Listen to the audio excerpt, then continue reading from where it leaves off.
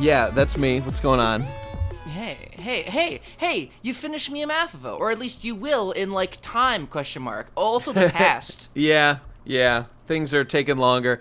The good news is, at the moment of recording... Wait, well, what? it'll definitely be done by the time people hear this. There's no way I could fuck that one up. Dude, Nick, you said Smash cut! Wait a You minute. have said that every single time you haven't done it. Is it what, like May? for my entire life, every day, Yes, or is it just every 2 single weeks? time you're God on the damn it. PCP and you say, by the time it's out, and it's never by the time it's out. Is it May 2019? What's going on here? It's, me and Math was more. I mean, Maybe Nate's a little bit late with these fucking videos. Well, you see, it's actually the May chronological construct 2018, of a because there was week. no Mia Mathova that year. It's May 2018. I mean, wait, is this not a more... Does this Mia Mathova not make more sense? Because the title is Maybe I'll Actually Make a Fucking Video. Like, That's if fair. he always does it, then it doesn't really even make sense to have Well, it. The fact that the first one was a That's perfect fair, one. Nate says, begging anyone to excuse him. Indeed. The fact that the first one was executed perfectly was purely incidental and coincidental. All right. It wasn't very Yeah. That wasn't very realistic, if you ask me. Yeah, this Hey. this Mia Math has a lot more character to it, I'd say. That's- You know Ikmavor what, Nate, Tudic though? was way more like confident. Like I'm going to make. I think one You know, video it this a day. actually Mia was. Mathova has It was proven far that more. having a The real first one- job gives you structure, and without it, you turn into a fucking slacker. Even Nate is not immune to the power of unemployment lays. Oh, True, as working he a went few from a less slacker, hours, as yeah. in someone who uses Slack, to a actual slacker, which you say is someone who slacks. Oh, do you mean he used to be part of the Church of the Subgenius? Well, I'm saying he used to be part of the Subgenius when he was a boy. Isn't yes. Slacker like software or something? I don't. It's Discord for people It's who Discord aren't for gamers. business people. Oh, okay. I should be on there. I It sounds can't like the place believe for that me. you have never encountered Slack in your professional life, Nate. That's I've never actually used insane. it. We use we have a like an in-universe, among the multiverse. We have a diegetic system. chat Oh, system. yeah. Oh, Slack is basically just Discord with a bad marketing campaign. Yeah. It's not It's just- true. it's I don't just- even know what that You're means. right. They really, Slack- if only Slack had those like epic meme quotes when you started up the first time, literally, everyone would be yes. signed up. Literally, yes. Like, the difference between Slack and Discord is that Slack came first, but it didn't market itself to gamers, and so now it's... You're so I respect it like, so much more for doing insane. that. You're What do you mean? a That's- fucking that's- nightmare. they're You're like- so they're- off they're like base. the same service. They are the same service, but for completely different crowds. Slack is widely popular. In fact, it might be more popular than Discord. I would be very surprised if it think wasn't. that's true. Okay, but maybe I don't know.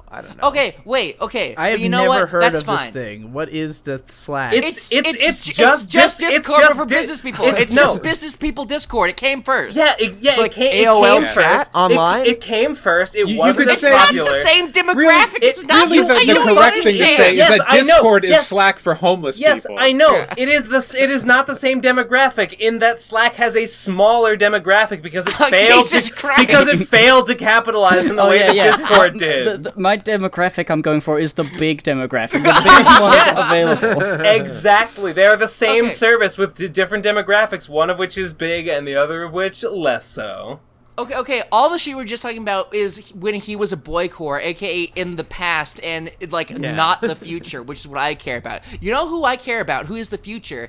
Digi Bro. Cause you know fucking why? You know why, Digi? Cause I'm coming home. I say, stumbling into your arms with like a broken leg and a shattered ego. I come into your welcoming, opening arms, and I whisper in your ear, and I say, I'm a Digihead again. Because, as you may know from my last appearance on the Pro Crastinators podcast, the only podcast for homeless, insane psychopaths, I made a vow that I would watch and I would listen to some of Digi Bro's content again. I would listen to his album, The World Over, which I have done numerous times since that recording God. because I fucking love it because it's Kino and I resonate with it more than any other album I've listened to in like the past like at least 2 days. Awesome. I'm glad to hear it. What's of your course. favorite Okay. song on there, dog? My favorite song is I forget how to pronounce it. Aura Borea? Is that how you would Yes, say it? Aura Borea. This album is, if you would please, I encourage you, viewers, if you're a Digihead, if you're an ex-Digihead, if you're on the fence, if you're pro, if you're partisan, if you're Democrat, if you're Republican, all across the aisles, we can all agree the Digibro is 2K19 embodiment of Super MK Ultra. So click on that link, read that channel description, and get fucked. Literally feel your penis shrivel up and die after you hear the first track, first frame, first syllable. You will die listening to this music. This is literally death. I'm sentencing you to death right now. What if you could capture the sound of the Reaper approaching you on your deathbed and remix it into a fat trap beat? That's approximately what you're gonna get. No, okay. Jokes Jokes make things seem ironic, but it's not. It's actually not, though. It's actually for real. You though. will literally be great. deceased upon listening to this album. If this is an experience you want, we've got you covered, fam. It's okay. Listen.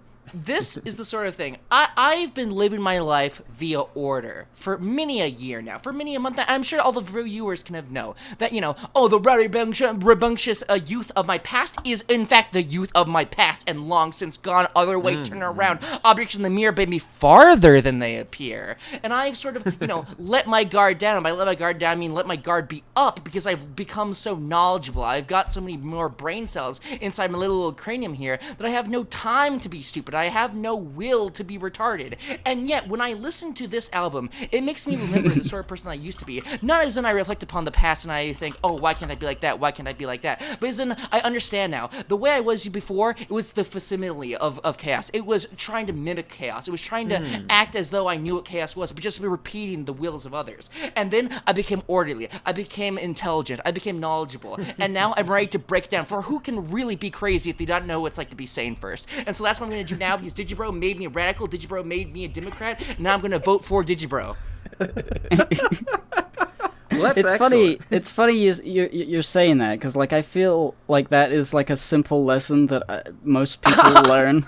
You start as a kid. You're a crazy little rowdy kid. Bro. You're a crazy little rowdy kid, and then you're like, oh, I should probably be like an adult. I should wear a suit and tie and sip tea. And then you get a little older, and you're like, oh, fuck this sucks. I'm gonna be crazy again. And then you do that.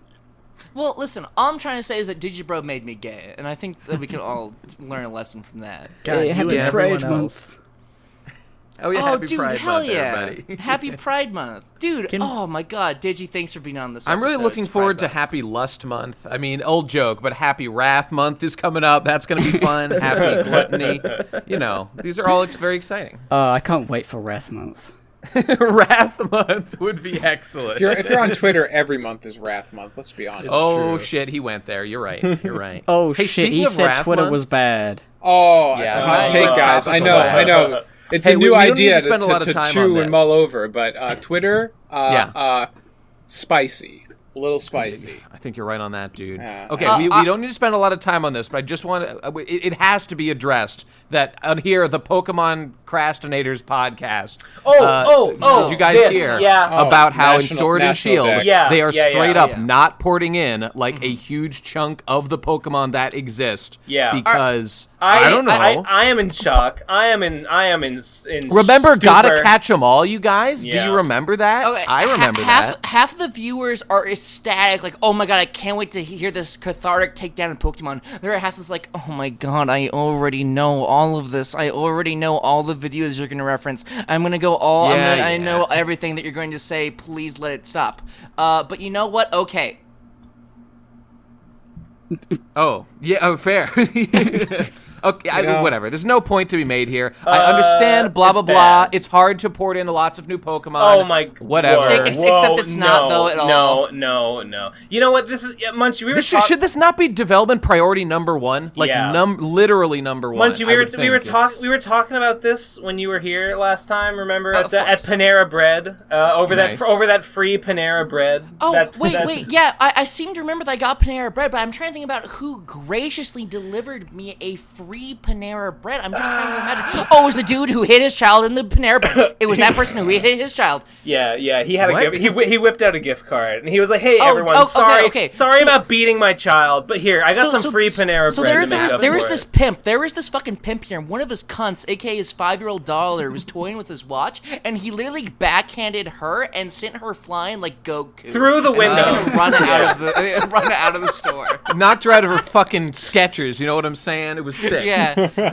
But like seriously though, she's dead. Why did?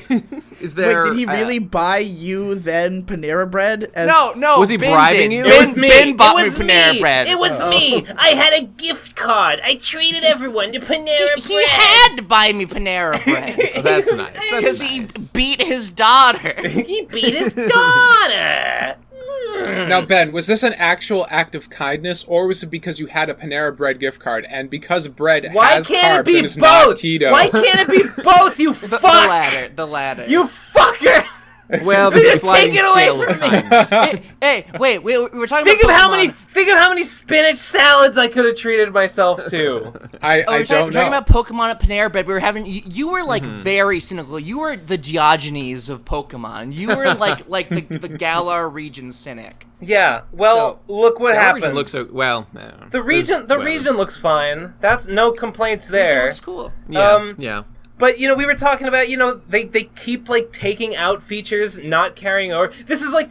Dude, Z-moves and Megas are gone. They're gone. Whoa. No, that can't be. I heard they were... Okay, I Where I've heard conflicting reports. Confirm that, okay. All right, I can't confirm that. I don't think that they're gone. I think there just are new ones, which is bad enough. Which is bad. mean, They should have Weren't we just saying made last episode that those were gay anyways? No, but now that they've indoctrinated us. I distinctly did not say that. I said those are fine. I don't think those are that bad. I think that Megas and Z-moves are gimmicks and terrible. They're but it's gimmicks, just another. but- It's just more evidence in the long line of evidence that is Pokemon just makes up new gimmicks and leaves them to die. If they were to iterate on them, I'm sure they'd become They should better.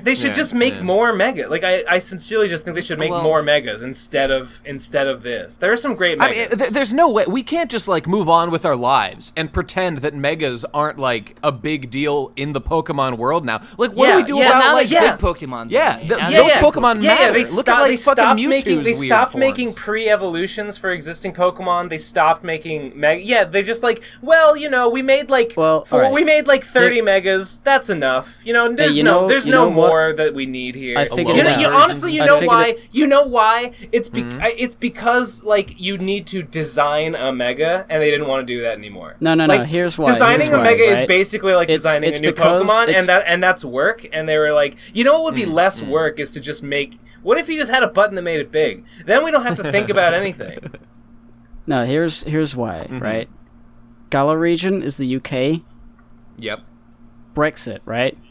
No open borders. You can't let all these new foreign Pokemon in. You gotta have all these other Pokemon. Shit! It's a statement. Game It's a Freak statement. making a political stand. Yeah, it is an anti-reactionary. Whatever. I don't want to talk about that. It's an anti. It's a bunch of left-wing propaganda that changes everything. I love Galar region. I love Swish. I love Swish on the Switch. What if a bird was left wing and then it could only fly in a circle? That's like a metaphor. That's like a metaphor for political partisanship in general. I don't know if Pokemon has been discussed thoroughly in the last episode. I can only imagine it has been. It was. I just want to say that my 2 cents are, and everyone's gonna literally hate me for this. In fact, I hate myself. I already do. But I am just gonna come clean and admit to all of you here that Let I the am rain brainwashed. fall down. I'm coming clean. What are you brainwashed about? You just love it already? Okay, I don't love it. You love what? Basically nothing I've seen has impressed me basically whatsoever. What about that From really the hot graphics black to the chick, region. though? I'm impressed. She's very sexual. No, not impressed. I like her. Lame. But my opinion is, the game just will be good. I assume. It's just the things will work out. Was Sun and This is Moon how good? I have felt about every Yes, Pokemon I game. thought so. I feel no reason to make any assumptions other than it's gonna be a Pokemon game. It's gonna be exactly with all the the same same sins on its back that the series bears. This is the look. The Pokemon series has been frustrating in that how it drops new features and how it just doesn't carry I've things never over. cared about any of those new features. This is the it doesn't bother worst. This is the worst example of that ever. It's getting worse, and Okay, here's the thing.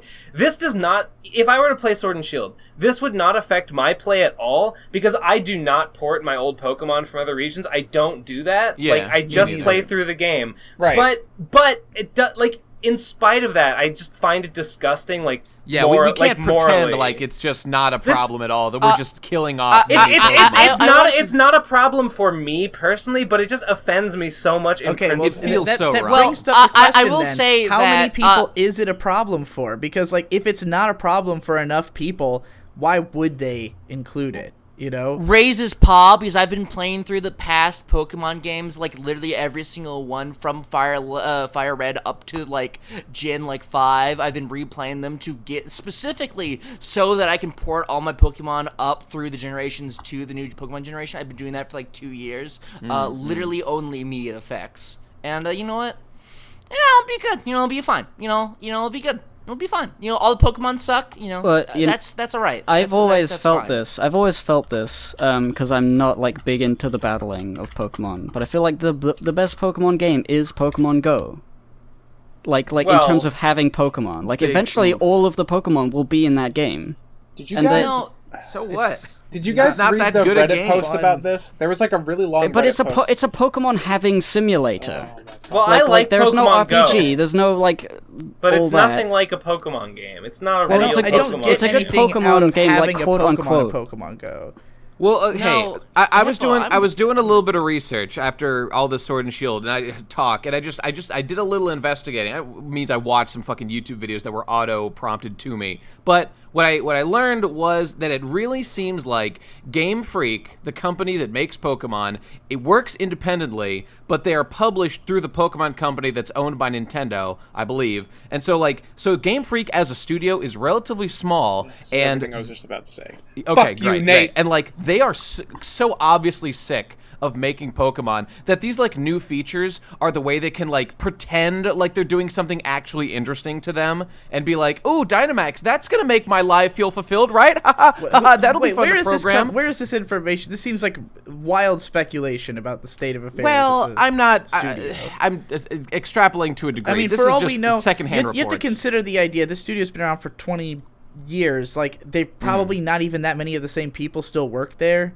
Probably lots of new people have come in who are excited about Pokemon. That speculation seems totally out of nowhere to me, unless somebody actually. The main fact of what I was saying was that the company remains small. When you'd think that what they should do is increase the size of their studio so they can handle both the development of Pokemon itself and the other games that they're clearly more invested in making, like this one called Town. That's not Town. That's not an excuse. That's not an excuse at all. I agree. So. I'm just trying to assess the problem, and I think the problem legitimate question. They're too small and uninterested. Why do we not just have a Pokemon podcast?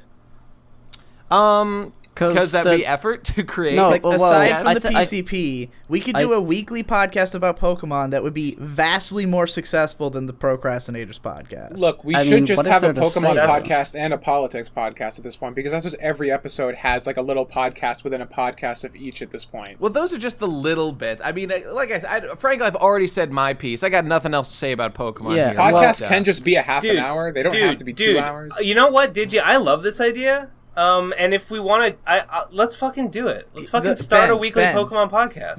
Make a channel, Pokemon podcast. You at the center of it. It comes out every week, and you are always on. Everybody else is opt in.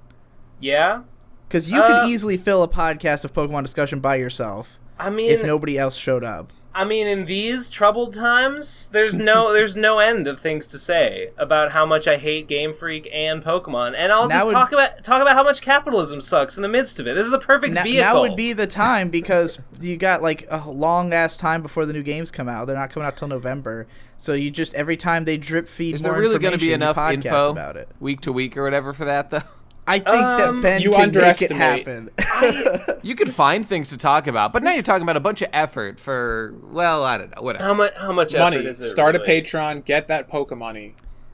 And what you make, here's how you market it. The podcast, each episode, you draw Pokemon while you're doing it. So the video is of you drawing Pokemon. Dude. This way you advertise yourself as an artist at the same time. It's good. It's good. Okay. Well, is this now like a single person podcast, or is it like making? No, it could be as many people as want to be on it. I would say, but up to. I'm gonna make a channel. I'm gonna make the YouTube channel right now. Here we go. We're doing it. Podcast. All right. Well, yeah. We're not gonna hear from Ben for a little while. I'm gonna start live streaming from that channel right now as we're recording.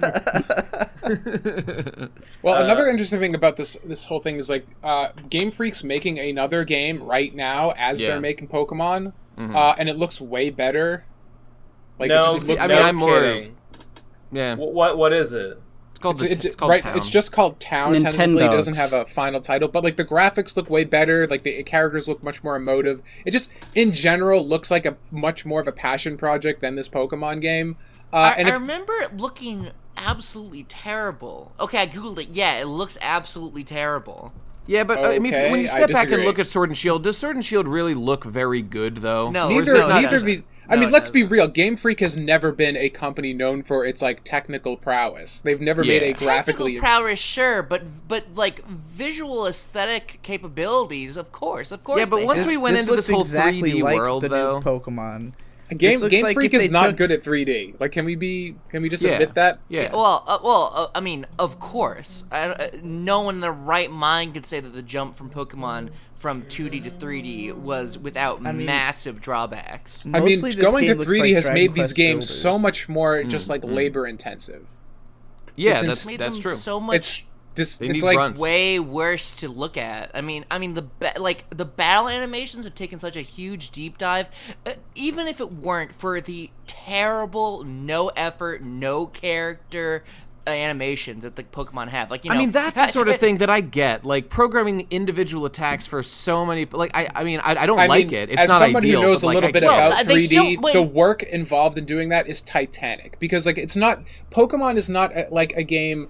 Like a Mass Effect. Or this is probably MMORPG. Why they want to cut down on Pokemon. I want to hear Tom talk about this. This is interesting. Yeah. The problem right now is that like when you make an MMORPG or something, right, and there's like a bajillion NPCs running around doing their own thing, everybody is using the same base mesh and the same base rig because they're all humanoid models. So like they all have the same joint setup and deformations, and they're all basically human characters. With Pokemon, every character has to have basically a unique topology because they're all unique character designs. They're not all humanoid. Every character has to have a unique rig, because like you have to animate a Bulbasaur with a completely different joint structure than like a Machop, and like so every Pokemon has to be done individually, and that means like all the time-saving things that most games do become infinitely more complicated. Like even Mass Effect, the reason all the aliens in Mass Effect have humanoid appearances is because they're using the same rig to animate all of them, and that's why in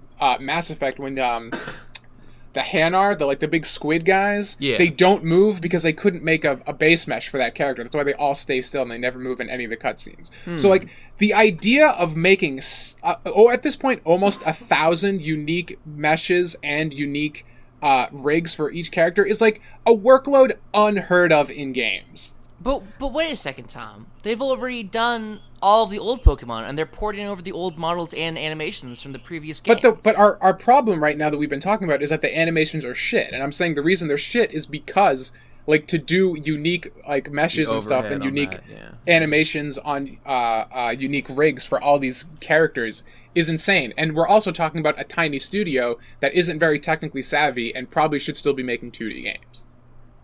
And they're not getting any support from Nintendo. And, like, the interesting thing about if you dig into this, like, conspiracy theory / like, news, I don't know where the information is coming from, is that the Pokemon games, the core games, make, like, less than 20% of the profit of Pokemon in general. So, like, the Pokemon company doesn't give a fuck how good these games are. They just need to exist so they can be vessels to sell all the merchandise, which makes all the money. So they don't give Game Freak a lot of assistance in terms of financial assistance because it doesn't matter. They can be terrible. As long as the kids will watch the show and buy the cards, it doesn't matter. Because, like, the card game is just loot boxes in physical form. Like, what is a booster pack but a loot box? So they make tons of recurrent spending from that. And then Pokemon Go makes 26 years worth of profit of the main games in the time it's been out. So, like, it's way more profitable to, like, sink time into these things. That's why I was saying, like, why would they bother bringing over the national decks? Because, like, how many players even use it? Like, obviously there are some, and those people are very vocal, but, like, I've never ported it. I've been playing this game since 96, and I've never ported Pokemon. That's why I'm saying, before. This is why capitalism doesn't work. There's no monetary incentive to port them, so now Pokemon's this ruined. This game series even exist without capitalism? It's the most capitalistic venture of all time. You can make video games without money. Ben, maybe some disturbingly, like, you actually mean that. I do fucking mean that. Oh, Ben, you I realize you become that guy, right? For the champion MMORPG with hundreds of unique characters that you're going to make by yourself for no money. Disclaimer. In the future, when the champion goes full on anti-consumerism, pinko, communist, capitalism, bad, I want everyone to know. I want everyone to know it was always going to be like that. I just didn't know the words for it at the time. I mean, there's pretty anti-establishment. Put the words into the story. Ben, please just consider for 1 second. All I'm saying is, how much more poorly will something like the champion age if you put in a bunch of buzzwords? I'm not saying there'll be buzzwords. I'm just saying it was always a fucking capitalism. Well, it always seems somewhat anti-corporatist, So that's I'm with you. Here's the real question. In 5 years, when we reflect on the champion, hopefully close to, if not completed, will it be as blatantly on the nose as Brave New World is? And will Ben look embarrassing after ranting about anything as on the nose as Brave New World? No. Hey, I finished Brave New World, and I gotta say, it got a lot better. Really? Funny you say that, because I thought it got way worse as it went. Well, I thought the second half was boring. The first part, which is basically just like... Is this a bad sign for the champion? When it's basically just explaining the world, I thought was so like cartoonish and on the nose. I was like rolling my eyes. Like, we electrocute babies so they don't learn to read. Haha. It's like, cool. Then when it got about the characters, I was way more interested. Bernard Marx is basically Vincent. And also, it got funny as I went on, because I realized they basically live in Jetsons world. Like, it's like, you don't think about it all the time, but like, especially at the very end, like, a guy shows up and live in Jetsons world. They do. They all drive their own like personal little flying machines, and like a guy shows up at the end with a huge aluminum top hat, which he's like pushing buttons and like turning knobs on to like set like a radio transmitter so he can like record some. And I'm like, this is ridiculous. This is fucking wacky. They live in wacky cartoon Jetsons future world. When it got about, I don't know, when it was about the characters, I like Bernard Marx. Like I said, he's basically Vincent. I thought that was really funny. The Savage is really cool. The Savage is like, he's a white guy, but he was born to like a white, quote unquote, civilized mother and like an Indian reservation. He was raised among the Indians, but he found like a book of Shakespeare, and he's like obsessed with Shakespeare. So he's like this like fucking like wild man, like white guy who was like a Native American, but he's like constantly quoting Shakespeare. He's obsessed with it. He's like religiously devoted to like every work Shakespeare ever wrote. And he's just fucking bizarre. I found him boring. That's why I didn't care for the second half. I didn't like him exactly. Like, he's a kid. Like, you can tell he's like 18. But that's fine. He was a good character. Yeah, I liked it more and more as it went on and became more about the characters. So that's my hot take. That's my hot take on Brave New World. I would recommend it. I really like Ayn Rand's books as character books. I would recommend them. I haven't read any Rand. The Fountainhead people say is the best one, but I like Atlas Shrugged even more. Highly recommend. Isn't Atlas Shrugged to like 60% like one filibuster or something like that? No. It has well-defined characters, and they're absolutely, like, objectivist, and then I always heard there was, like, a speech that goes on for, like, 50% of the book or something like that. Well, okay, that's definitely not exactly in those percentages anyway. Wait, so when Atlas does shrug, what happens to the Earth? Does it roll down? I'll tell you what happens. The leeches get what's coming to them. That's what happens. Here's what I think. Yeah, I hate I'll leeches. explain later. They're gross. Here's what I think. Let me get back to my point. I want to fight about this. All right. Sure. I think that the original Pokemon could have existed outside of capitalism. And without capitalism, we wouldn't have had... The series would not have gone in the direction it did. And maybe they wouldn't have ruined it. Ben, I I'm mean, happy to say I have so little knowledge about whether or not if capitalism was in place, Pokemon would have been created, that it just seems like a totally unworthy discussion point.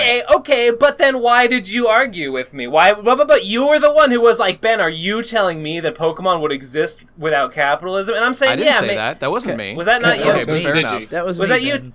Okay, Yeah. did you? Okay, but that's fine. That's not a major gotcha. Fuck you. All right. Question. If like I could see something like Pokemon being made by one guy really passionate about it, or like a small group of people. Totally. I'm imagining that like in today. I mean, the first game just they would doesn't have work. they would have like a Patreon or something. Yeah. Does Patreon exist in like whatever world without capitalism, or do they not need money at all? This is getting too. Yeah, I don't know. All right, I don't know anything about we stuff. We can right? still have money. Like money Okay. can still exist Wait, in a non-capitalist world. Doesn't Can this become that if we're capitalism doesn't fabricating exist, doesn't a that just dream mean we're not society? allowed to give money to people for things? We have to No. This Then, is well, such then a how does it useless work? thought experiment because we don't even know the rules. It just works like money. It just works like magic. It just works like money. So does the money just all come from the government or something? Well, There all has to be. all money comes from the government. There has to be the government something prints that the money. someone Well, not in all this value call does, wants though. to talk the government about doesn't more than print the this, money. right? Doesn't the Federal Reserve print the Yeah, money? I got something to talk about if we're okay with Okay. just dropping this. Please. I went to. I just want to say you guys are punks. You guys are bitches. And sure. punk bitches by Okay, by but the transitive property. I'll adopt those terms and wear them Okay. as a badge of honor because I don't Okay. know what that means really. Okay. It is Pride Month after all. Be prideful in fucking whatever you do. Thank you. I went to. Thank you. So someone's opened the door. I'm recording something. Mom, no. Mom, not now. I'm recording. Mom said it's my turn. Hey, React hey, to I my- can't. Mom, I can't pause the game. I'm in the middle of a raid. I'm trying to record a porno. It's audio only. Yeah. All those things have happened to me. I had recently went to Annecy Festival in Annecy in France. Oh, yes. Which is a beautiful little town, right next to a lake, right next to the Alps. Very picturesque, and nice. they do have an animation festival there, and they do all this stuff. I'm in like the biz. I'm in like quote Yeah. the biz, so I go there with the director for the film that I'm working on. And she's doing like pitches and conferences and stuff and talking to people, and I'm just sort of along for the ride, just to experience it and I'm just curious, Gabe. Is there like a large staff of you guys, or is it like her as the boss and you as like I don't know the second representative? She owns the company, and I'm like part of. I'm like one of three of the company. One of three, okay. Basically, Okay. like lead writer, head writer of whatever. Anyway, I was at the festival. And I like anime now. I saw 2 anime films.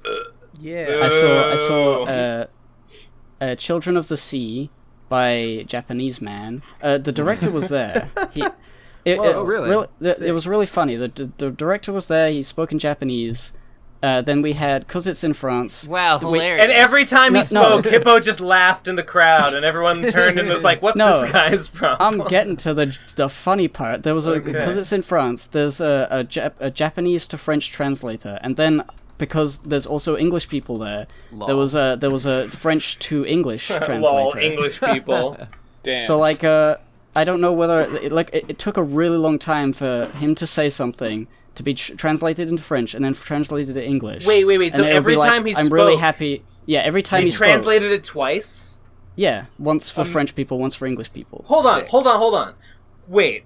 So they did not just have one French translator and one English translator. They had someone translate from him to French, and then another person second translated it from French to English. Oh no, I don't. Well, I don't know. I assume they translated both from the Japanese initially. Yeah, okay. I guess you wouldn't know. Okay, imagine if they Anyway, were. it we was- need it a was really- universal basic language. This is Anyway. insanity. Yeah. I forget who the director was. I didn't recognize His name is Watanabe Ayumu, and he also directed After the Rain and Space Brothers, and a whole lot of Doraemon movies. Yeah, so he was there. Annecy is quite a prestigious animation festival. Not the most, but like a lot of cool people go there. A lot of like big industry people. Doraemon fa sol la ti do. Had to say it. Okay. Nice. Thanks. Anyway, high five, high hoof, brother. Okay. I saw Children of the Sea, which has a mango, and that was like a big explosion animation festival. Big, like every frame is like drawn like individually. There was no shirking of animation responsibilities. They drew everything so many times. There was so many like hand drawn, incredibly. You're getting done, me fucking excited. It's a lot of water. It's a lot of water, a lot of ocean, a lot of undersea creatures, all hand drawn, and it's fucking sick. It's like did you get to see this Ghibli times before? 2. Times 2. Do you get to see this like before the rest of the world? It's out in Japan. It has been out in Japan for like a few weeks. Soon. Okay, sick. I love water effects. Is this going to be like Ponyo 2, the Wetterer? Well, it would be Ponyo 3 because there already was Ponyo 2, the one that fucking the guy who Hippo's about to also talk about, Masaki Yuasa, did a movie. What the fuck was that? Lou Over the Wall, which was just a Ponyo ripoff. I'm excited about Children of the Sea, though. It's by Studio 4C, and they used to be... They were like the ones who did all of the big experimental, crazy, out there animation in like the early 2000s. They made the Genius Party shorts.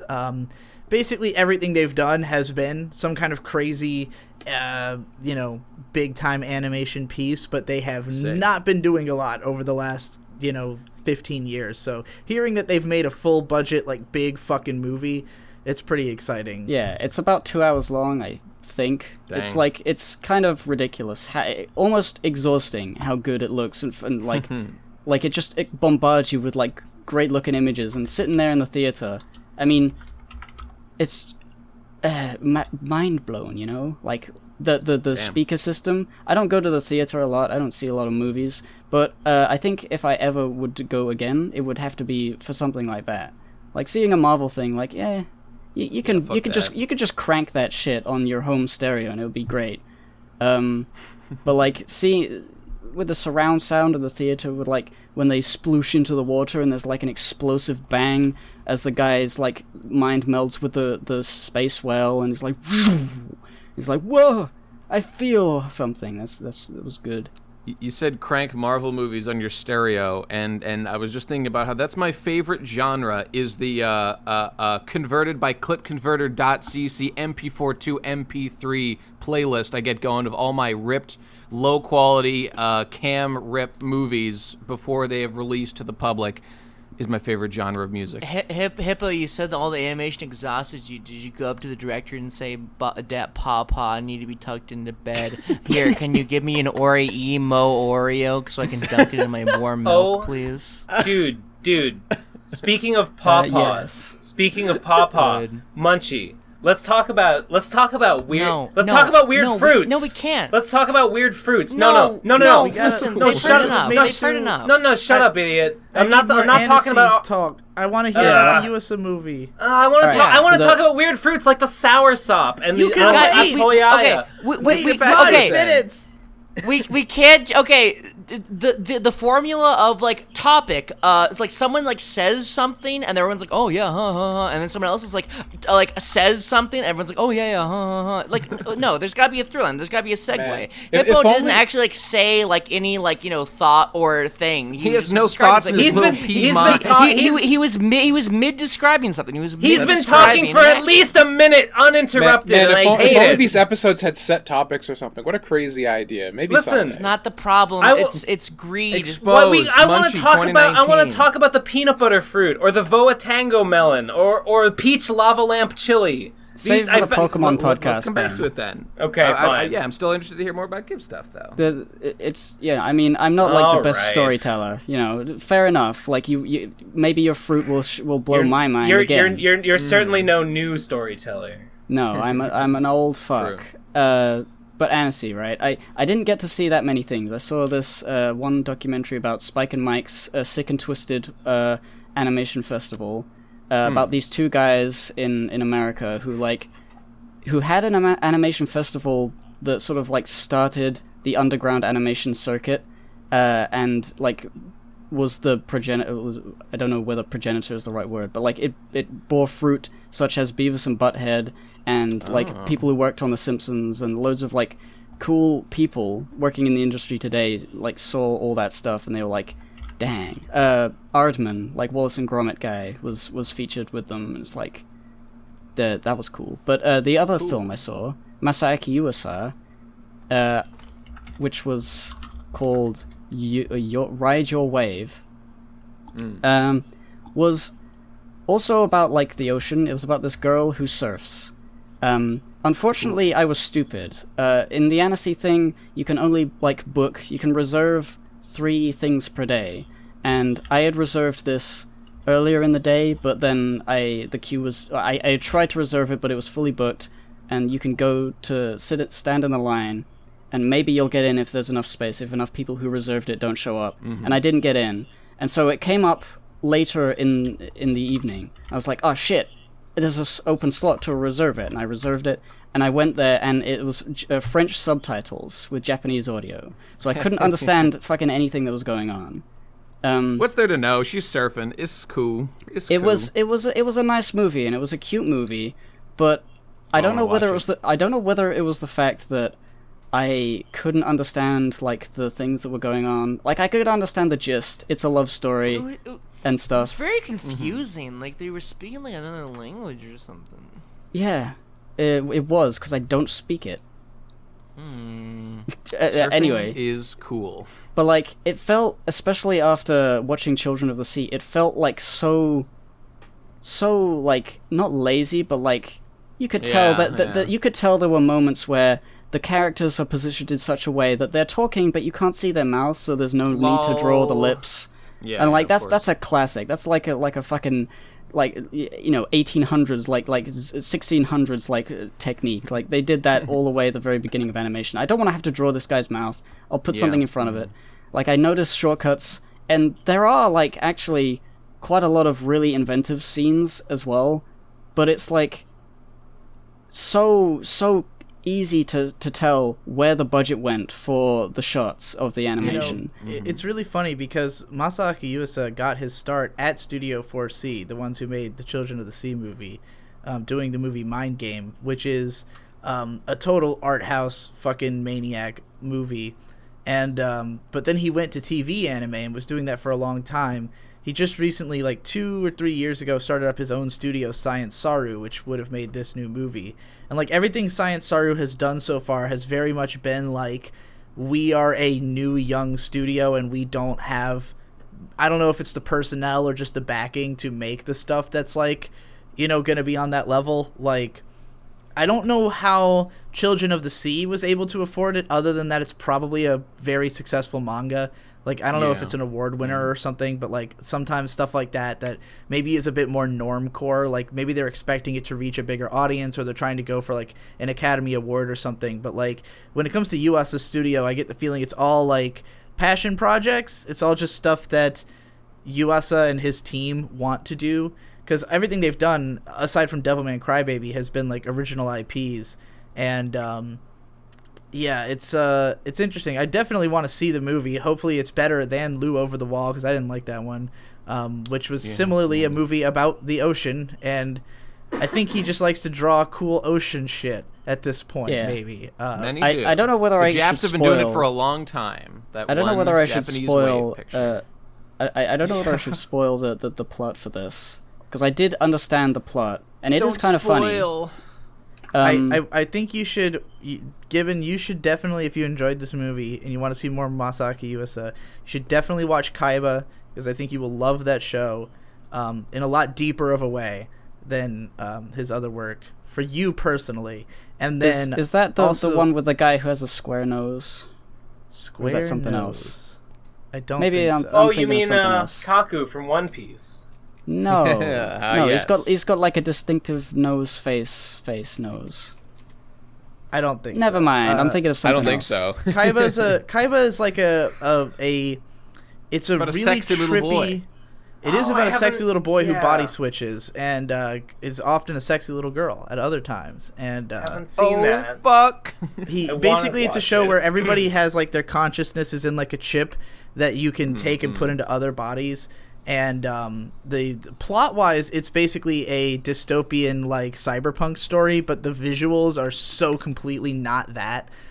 Dude, that reminds me of a hit indie Bandcamp album I just bought the other fucking day. A cyberpunk dystopia. More like a cyberpunk sign me the fuck up. You couldn't have bought that album. It's a free download because I do not own the rights to all those background What do you tracks. think they call illegal downloading in the 22nd century? Buy the Mia Mafova 2 theme on my Bandcamp now. Anyway, watch Kaiba and also watch The Night is Short, Walk On Girl. Yes. Chibibaka's Kaiba, you know? Well, that's a good idea. Humans and monsters, you know? That is a good idea. Munchie will probably love it too. I look forward to the narrative of like the Chibibakas like starting with their entry level anime like their shonen shit and then slowly branching into like the weirder, more psychedelic, lesbian body switching transsexual shit.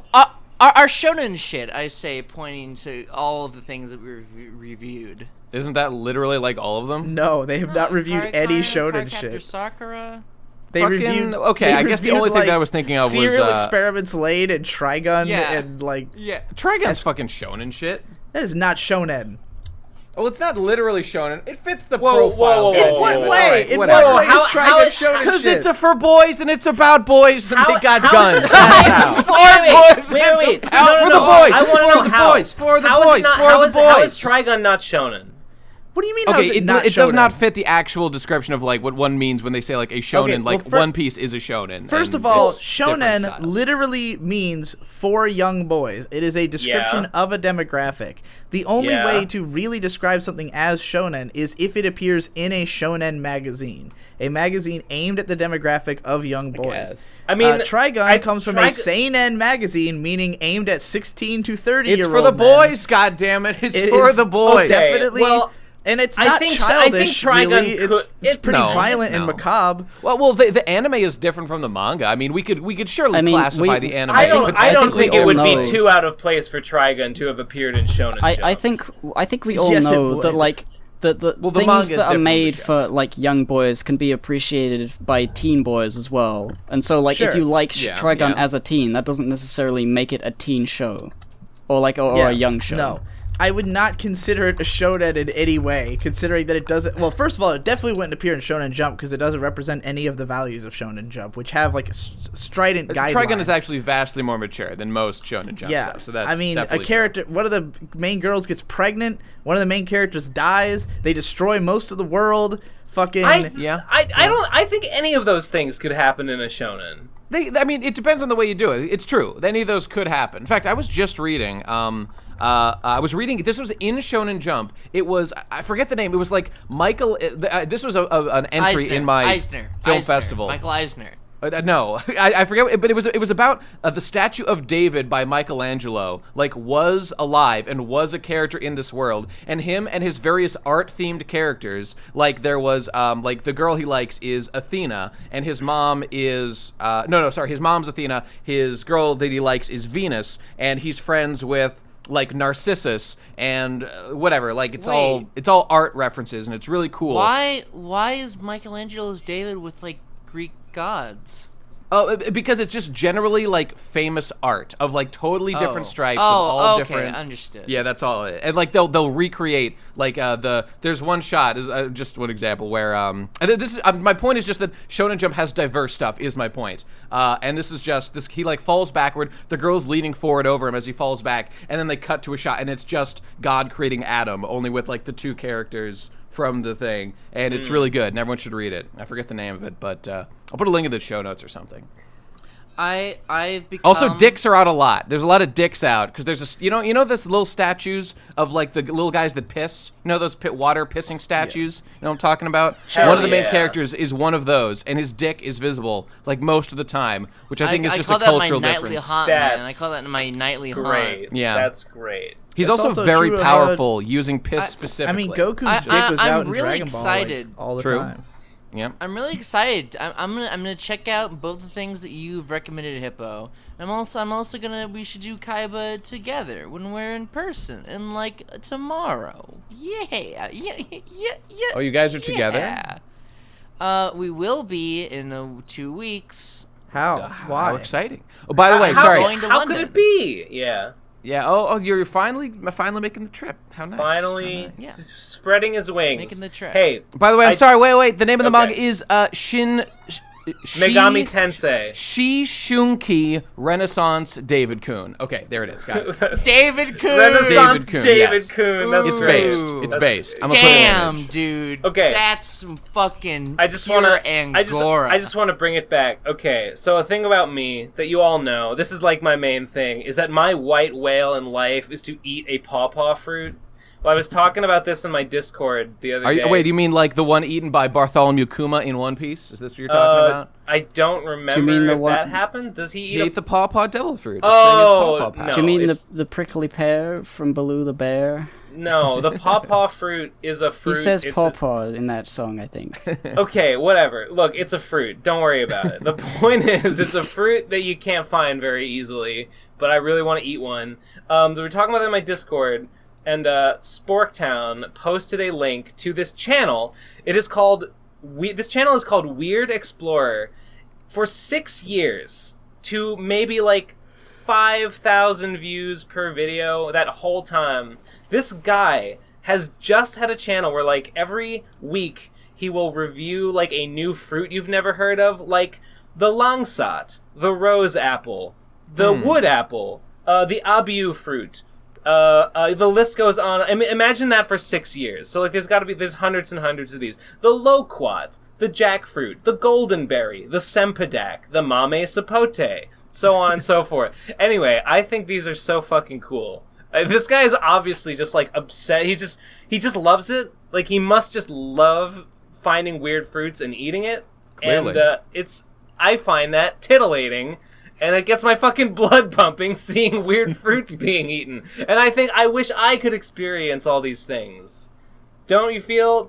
Right? Am I the only one? Yeah, I feel you. I can't believe Ben's finally found his match for someone searching for hip, new, young fruits to tame and to eat. So Ben, is this like your vicarious experience because you can't have fruit because they're not keto and you can never accomplish this dream? Fruits aren't keto? No, they're all full of sugar. Just don't eat the stem. Just don't eat the stem. That's where all the carbs are. Ben, are you actually still on keto? Yeah, of course. Oh God! How can you?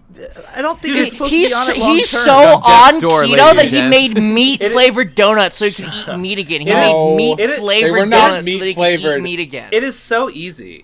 Being keto is so easy, and everyone is pretty easy. Everyone who there's can't like a week of adjustment where you have to get used to it. It's not about how easy or hard it is. I don't think you're supposed to do it for that long. Yeah, you are. It's fucking fine. Like it's not. It's fine. Has been riddled with disease and decrepitude. And kidney stones. Riddled with bullets. Kidneys, man, fuck everyone. Okay. Was I on keto when I got both the kidney stones? Yes. Here are some other things that I was doing during both of the kidney stones. Being alive, having my own particular genetic makeup, consuming caffeine, eating any number of foods that I. There's so many variables. There's so many things. It's so reductive. You can't just say, oh, well, it was the keto, because, whatever. Everyone's born in ketosis. Suggest that the keto is what's causing your kidney stones. Merely that I would not take health advice from a man with kidney stones. What the fuck? Everyone gets fucking hell. You are morally impugning me. Your weight loss seems to have been pretty effective. You are morally impugning me on the basis of the fact that I got kidney stones. I denounce thee, sir. Listen. Wait. Keto's fine. Did you say that wait, Ben, have you been losing weight on keto?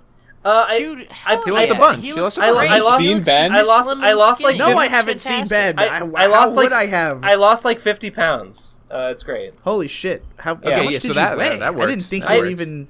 I was almost 200 at my heaviest. Although was that specifically keto? That I mean, like if you just cut. I mean, how effective was keto specifically? Well, Keto's incredibly effective. Isn't keto I'm just all curious. he did? I'm just I curious. mean, yeah, pretty much the only weight loss occurred. I mean, when I was on keto keto for like 5 or 6 months. I lost like 25 pounds. Like when I was at Digi's place. Yeah. So. No, I mean Yeah. keto Aren't you, is a aren't great you already weight loss. too skinny, Tom? No. I've No? been doing Oh, okay. keto No, for Thomas. I've been doing keto for almost exactly a year now, and yeah, I've lost like exactly 50 pounds. So that's pretty good. Dude, Ben's got his beard back. He's wearing flannel. He's no longer fat Ben. He's finally looks like a normal human being again. Purifying his he body actually looks and pretty soul. hot. Don't tell him I said that though. I won't.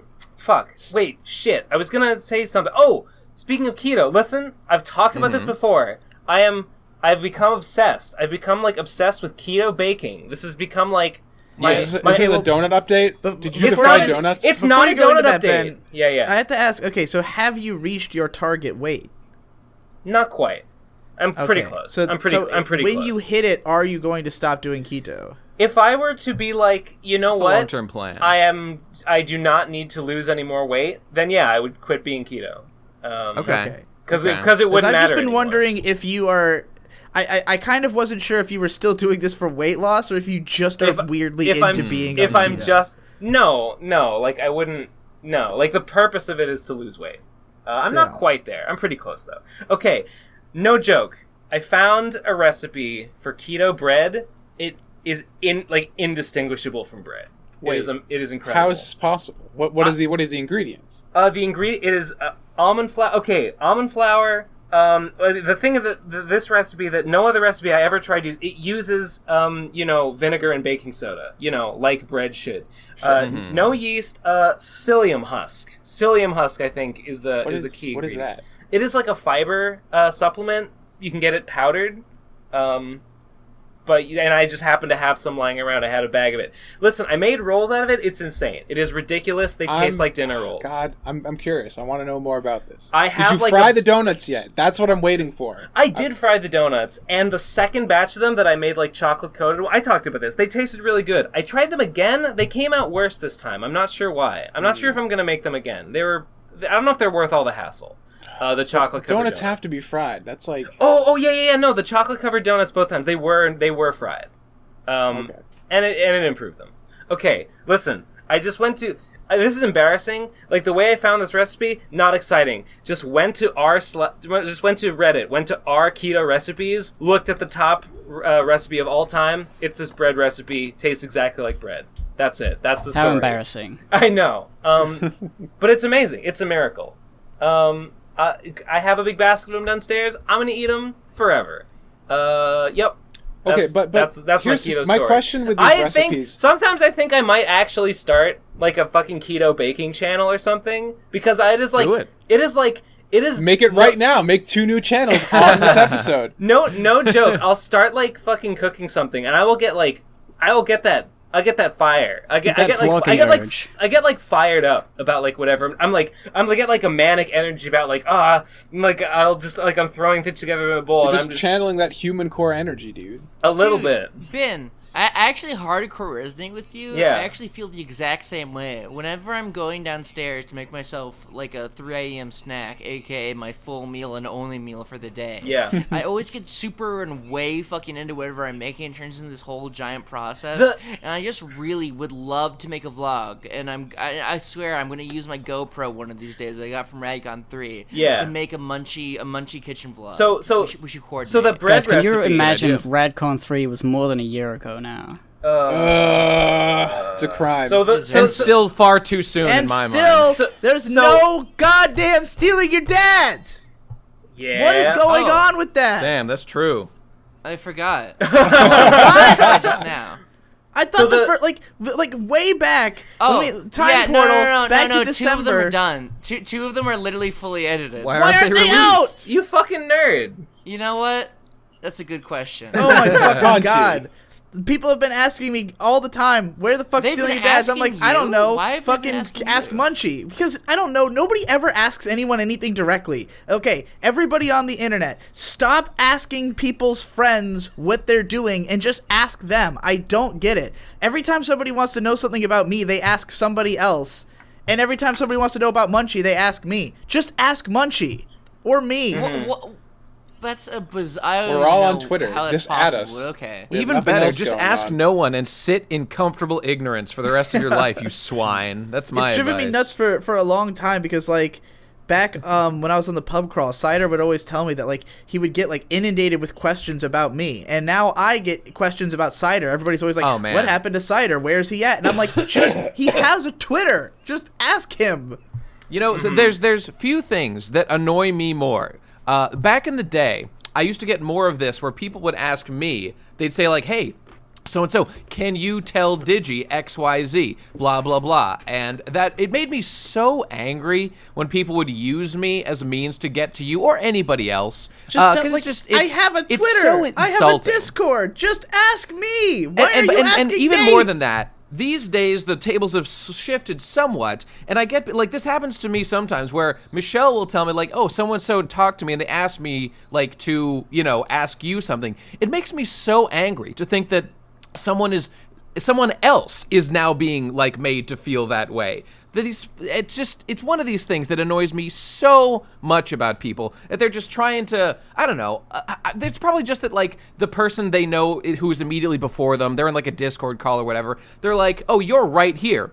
Surely you can just go and ask this person who you know better than me or whatever. Right now, laying down the law, if you do this, burn yourself at the stake. It is. It's very strange for we me all can experience specifically this, I'm sure. Because first of all, Stealing Your Dad is an extremely like niche show that only people who would know who I am would know about. And if they would know who I was, they would know that I'm a nobody who is in no way. You're no way competing for people's attention if you want to DM me on Twitter. However, if you do DM me on Twitter, I don't read Twitter. So it's just laziness, probably. Anyway. I mean, Digi's very public, very prominent online and whatnot. So they're like, oh, there's Digi. He knows about this thing. Let's bug him about this thing. The worst part is that it's always stuff that I'm not in control of. It's like, if people ask me, like, what's up with Stealing Your Dads? I'm like, I don't know. Ask Munchie. Like, I'm just as in the dark as you are. I am waiting for this thing myself.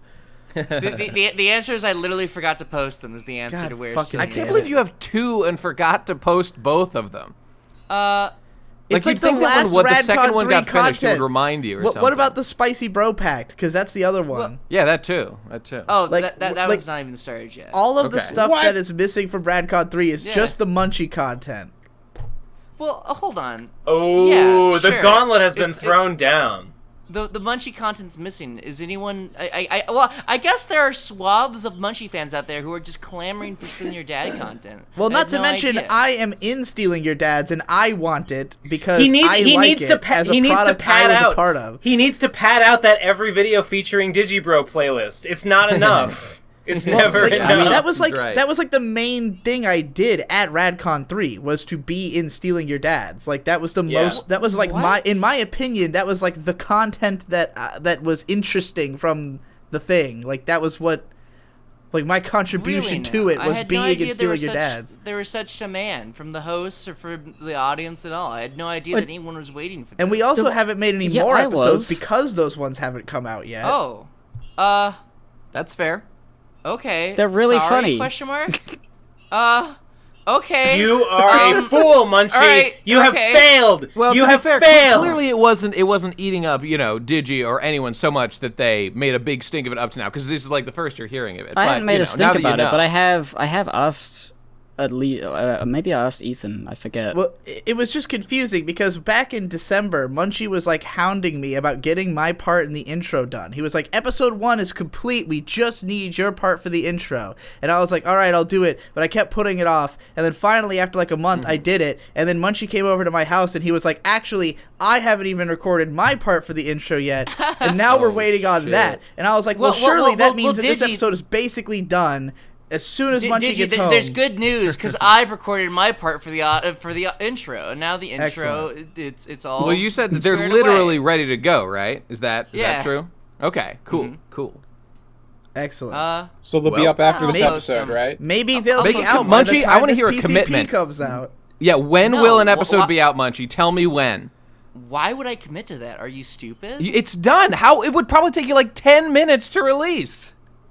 We all know that if you say something in a podcast, it will never happen. Oh my God! Why? This is some pussy shit, Munchie. This is some straight up pussy shit. It's done. Why won't you release it? You know, I mean, right? Here's how courageous I am versus the cowardly Munchie. I promised that Vapors 3 would be out today when you're listening to this. And as of right now, I have one more page to draw, but it will be done. I promised it like a month ago. I was like, I'm going to ramp up to this with the Vaporettes. I released the first Vaporette a day late because I fucked up and was stupid, but I did them all every Friday. And today, right now, SaintComics.com, Vapors 3 is out. I promised. Oh my God. And I delivered.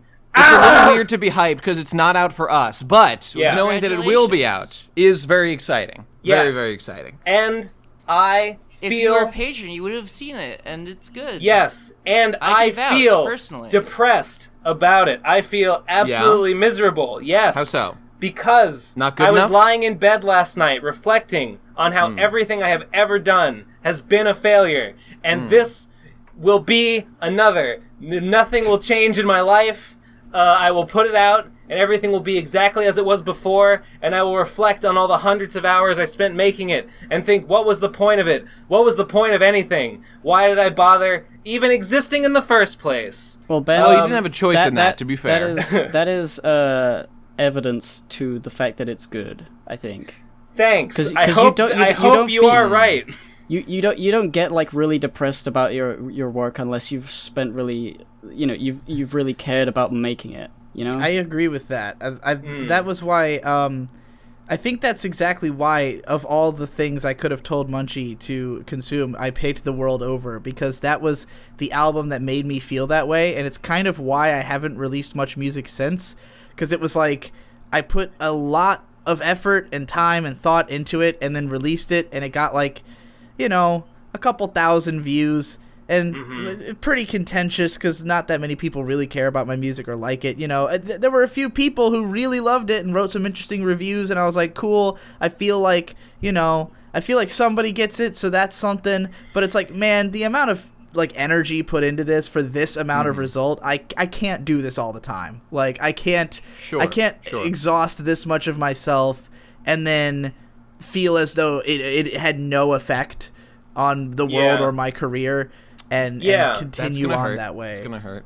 It's I feel that way about most of the things that I have done. Like I can't point to any of like the stuff I put out in the last several years. I mean, the exception being like the Chris Chan video, right? Like the most successful things I've ever done were like the Chris Chan video and T-Bab. And basically everything else has been like what about Endless War? Well, hang on. Quick question. What's your metric for success? And is that I'm I hate to say it, but like I have to be like, it has to be like, how much money did it make me? And like and or how much did it grow my audience? Those are the two things. Okay. And in terms of like Endless War is a great thing, and a lot of people are really into it, but like it's mostly people that like already knew me through the PCP, already read my stuff. I don't think Endless War, it's exclusive. Endless War didn't grow my audience at all, and money wise it's made a couple $100 in like a year and a half. It's interesting, Ben, because I look at things similarly, except that I already have like I have a successful Patreon, but it's just for like whatever I do for the boys. And so for me, it comes down to like how much do I feel like this contributed to the fact that people are paying me. Like if I release an album, there's like maybe 2 people who will be like, I patron you mostly for your music, but that's 2 people, and like so. Yeah.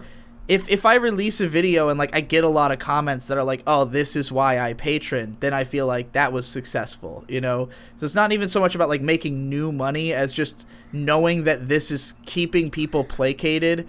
And like I have had times where like you know, when my Patreon dipped like last summer, it was like I was still putting some stuff out. It just wasn't stuff that enough people wanted, you know. And I agree with you. And like, yeah, for a long time when I was really focused on Endless War, I eventually had to be like, okay, yeah, I don't think okay, I think there are a few, but by and large, most people that are my patrons aren't my patrons because of Endless War. Like, they're my patrons for like art and comics. So I don't know. At some point, I was like, I really need to buckle down and like put a comic out, because like I'm pretty sure that's why probably like 85%, 90% of my patrons are patroning me is for that. See, that's exactly what I was going to say, Ben. And it's well, I mean, I get it, because you're in the midst of releasing this big, I don't know, one would think it's like a landmark thing. And it's like, when people think about any of us, when we think about each other, I think generally we kind of, we narrow our scope to like our big landmark productions. Like when I think about like Digi, I think of like Asterisk War Sucks, I think of anime as a Japanese colloquialism. I think of the Brayburn or the Big Mac Cheerly shit video. I was gonna say we have excessive mediocrity, swallowing up like just inside the water beat, and but the thing is, souls beat, something within controls beat, sass a piece of the old me, Wait, no, and you could have it all. How could you fall? I'm better than beautiful, Fluttershy, you know what I give, even pronounce the life you've lived. Literally mute him. I'm impressed he knows that many of the lyrics to that. Okay. Wait, there's a better one. What is it? Two candlelight moony pony stuck on the moon, oh my stuck God. on the moon, stuck on the moon. I can't believe any of you even knows about that one. Now the world knows. Bring him back, Digi. Digi, I gotta let you know, that's Michelle's favorite song of all time, and if we ever get married, that'll be our wedding song. Digi, I will do. Is that why anything. you know about it from Michelle? Yes, it's because of Michelle. Wait. No, Nate, you knew about it before Michelle. Like, we heard that song. You know, Michelle is an OG Digi fan, so, you know, she frankly knows more of the deep lore than I do. Literally, when I think of, like, big landmark Digi videos, I still think of, like, the main 6 Ages video. Like, no joke. Oh, that's cute. I like that. Yeah, I like that. I mean, that was the first video one I saw. basically launched my career, so yeah, it's good shit. It was good shit. Yeah, no. Okay, wait, but my point was... I'll pay you, I'll give you favors, just bring back Digi Dino in any capacity. I'll do anything for you. The one that you drew? Yes. I'm surprised you would want that, because usually when I bring back your old art, you fucking throw a fit and go, don't post that, you asshole. Hang on, but this is 13. This is an interesting conversation. This isn't it. I like this. Because what we're doing right now is we're cutting all the bullshit, and we're saying, like, look, you've worked for years on stuff. I literally didn't absorb any of it, and it was trash in my mind. What stands out to me is X, Y, Z things that you made that are culturally significant, and we should keep in mind that we're different than like the vast, you know, we're not necessarily your average viewer, the things that we like or would want out of anybody. Obviously. But Nate, we have some knowledge of this stuff. Speaking of landmark productions, I mean, this is why you gotta. When are you gonna fucking put out Gits? When are you gonna fucking put out Gits? You're absolutely right. And I was gonna say that like when I think about my career, for example, it's funny you say this, because like I totally understand why I would be perceived that way, because I put out too much content, and like it's very difficult to parse at a glance what stuff is like something I took seriously and something that I just did. Like, I think if you just were to look at all of my content coming out, you would just think, oh, that's just more Digi. It's hard to tell the we from the chat. Podcasts or whatever, right? And like, I don't know how to change that. Like, I don't know how to make it clear, because sometimes something that you never know what's going to be someone's favorite thing that they heard recently, you know? And like right now, if I would have to say like what I'm most proud of would be like, you know, the Art So Fart So Whirling Dervish podcast, my GameCube videos, like that's the kind of stuff that had the most energy, or like that I feel the best about. But then there's other stuff that other people tell me like, oh, this is my favorite video you've done in a while, and I'm like, you know, sure. I can't speak to how popular this will be like on a mass scale, but the amount of warmth in my heart I felt when Digibros were reunited for that Breath of the Wild discussion was like the shining of 1,000 suns. It made me so happy to see that. I think my favorite Digibro content is like Sonic Adventure 2 Battle Episode 1. Because I rewatched it, and it's like so energetic. It like gets so close to like a John Grumps level of funny. Maybe you were. I don't know that one. Oh god, dude! I fucking recently tried to put on the Horsecast the Clique. Yeah. Unlistenable. Wait, I bet it is. Wait. Which one's the Clique? I've really That's the first time we were all together, I think. And it's a very different man in that. Oh my god, I podcast. can't. Well, because the autism is overpowering from my end. I can't listen to myself. I can't listen to those either because of how like shy I am. Like how meek I in the sound. first Horsecast. A quote from you in the first Horsecast Nate. is, "Can I bring my girlfriend into this call? Because it's just a real sausage fest." The only two people in the call are you and Jesse. The only two. Nate, you and me weren't on that one, right? No, I thought were we not? I Okay, think no, not the first Horsecast. Yeah. well, not the first one for sure. We were the on Clique number is 2. the one that the first one you guys were on, which is episode 4 or 5. Well, Wait, there were 5 before. I thought. Oh my god. Okay. Yeah, there was a bunch. There was like 2 or 3 that were just me and Jesse, and then Hippo came in. I think there was one that was just Jesse and Hippo, and then one that was the 3 of us, and then there was the one with you guys, and after that we ended up making the PCP. So this is all very interesting, but like what I was going to say to Ben's point was like I'm surprised a little bit that like Ben is on the cusp of I think what it's say I'm prepared to make the bet here. Oh god. One of like the landmark like moments of like the Ben Saint career. Now if one wanted to analyze and be like this isn't enough, like I'm not reaching the audience I want, you know, I'm not getting enough money or you know whatever you're trying to do, that's all fair, but I do think that like chapter 3 of Vapors is like a new best anime ever for me, or like a new something like that. Right. Exactly. That's what I wanted to get into. I lost my train of thought, but like it's funny that we talk about it that way, because while those landmarks are things that like I'm more likely to maybe return to and watch again, I consume everything. Like, I just want more. I just want as much of it as possible. And my favorites are never the biggest. Like, my favorite Best Guy Ever video is An Evening in Hell, Final Fantasy 15 Unchained or whatever. That is, like, that is the most rewatchable. It's the most just overall entertaining, like the editing style. I also love all the Super Smash Bros. Videos. Fucking Sign of the Cross might be my number 2 favorite. Aw, great. Best That's Guy Ever nice. video. I'm glad to hear it. So like, you know, regardless of how much of a like an effortful thing it was, like I think that low key stuff, you know, it might not reach as many people or be as remembered, but the people who it reaches, they care way more about it. And like, well, you know, when I think of like my favorite give and take content or Hypocrite, it's like a lot of it is just weird vlogs, like, or like Jump Cut Jack, like that kind of stuff. The weird, random ideas you got spring out of the perhaps? head. Yes, that as well. I forgot about You've Got Chainmail. A legendary. And that's why, such like, a good video. I really encourage everybody. Like, it's always tempting to feel like I have to make the landmark content because that's what I'm going to be remembered by. But it's like, depending on who's remembering you, you know, I will remember you for much more specific stuff, and like I want everybody to just be yourself as much as possible, because it's like whatever really springs from your mind when you're not even thinking about it is probably the most you content, you know? Like, as much as Best Anime Ever represents, like, I feel like that represents Nate's ideal content, but the Uncovered is like the pure inspiration, the pure, like, only you could have ever even considered this. Like, nobody else would give enough of a fuck about a Final Fantasy press conference for Final Fantasy 15 in this way to make, like, a gigantic meme out of it.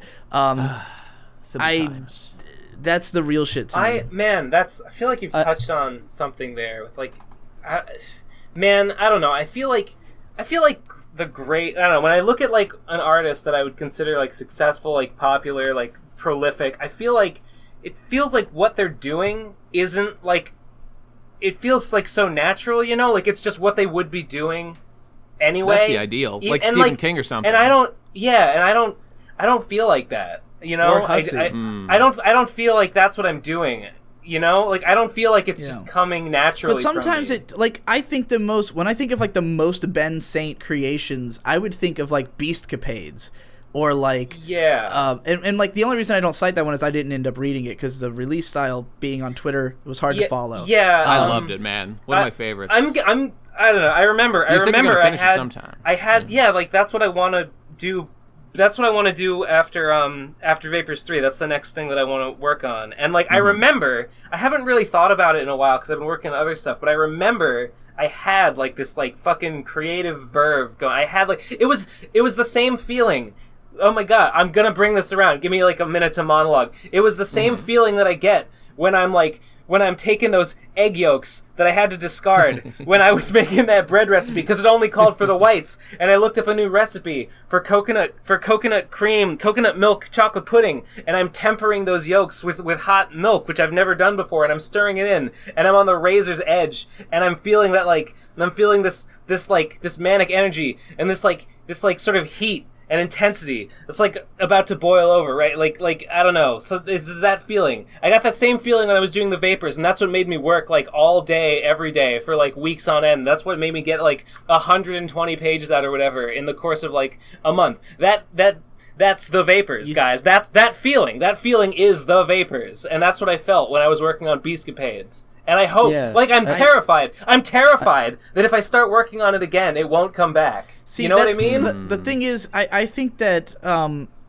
when we create stuff like that, there's almost a sense of shame. Like you're having too much fun, and you know this isn't what you're supposed to be doing. You know this isn't what people already want from you. You're doing something new. You're not thinking about how to market it. You're not thinking about like who's gonna enjoy this. You're just making it because you want to, and then you look at it afterwards and it doesn't get that much response, or it's, you know, people are saying this isn't what I was waiting for, and you feel down on it. You feel like, well, maybe this was wrong, maybe I should have made, and then you go and make another fucking analysis video, you know, and then like you're looking at it and you go, why didn't I, if I was so proud of that I can return to it and still feel strongly about it, why didn't I push it harder? Why didn't I try to convince people, like tell them how I felt about it, try to, you know, get you more involved? And like this has always been a problem for me, that like I want things to stand on their own and to have a mystique about them, you know. I want to release something in it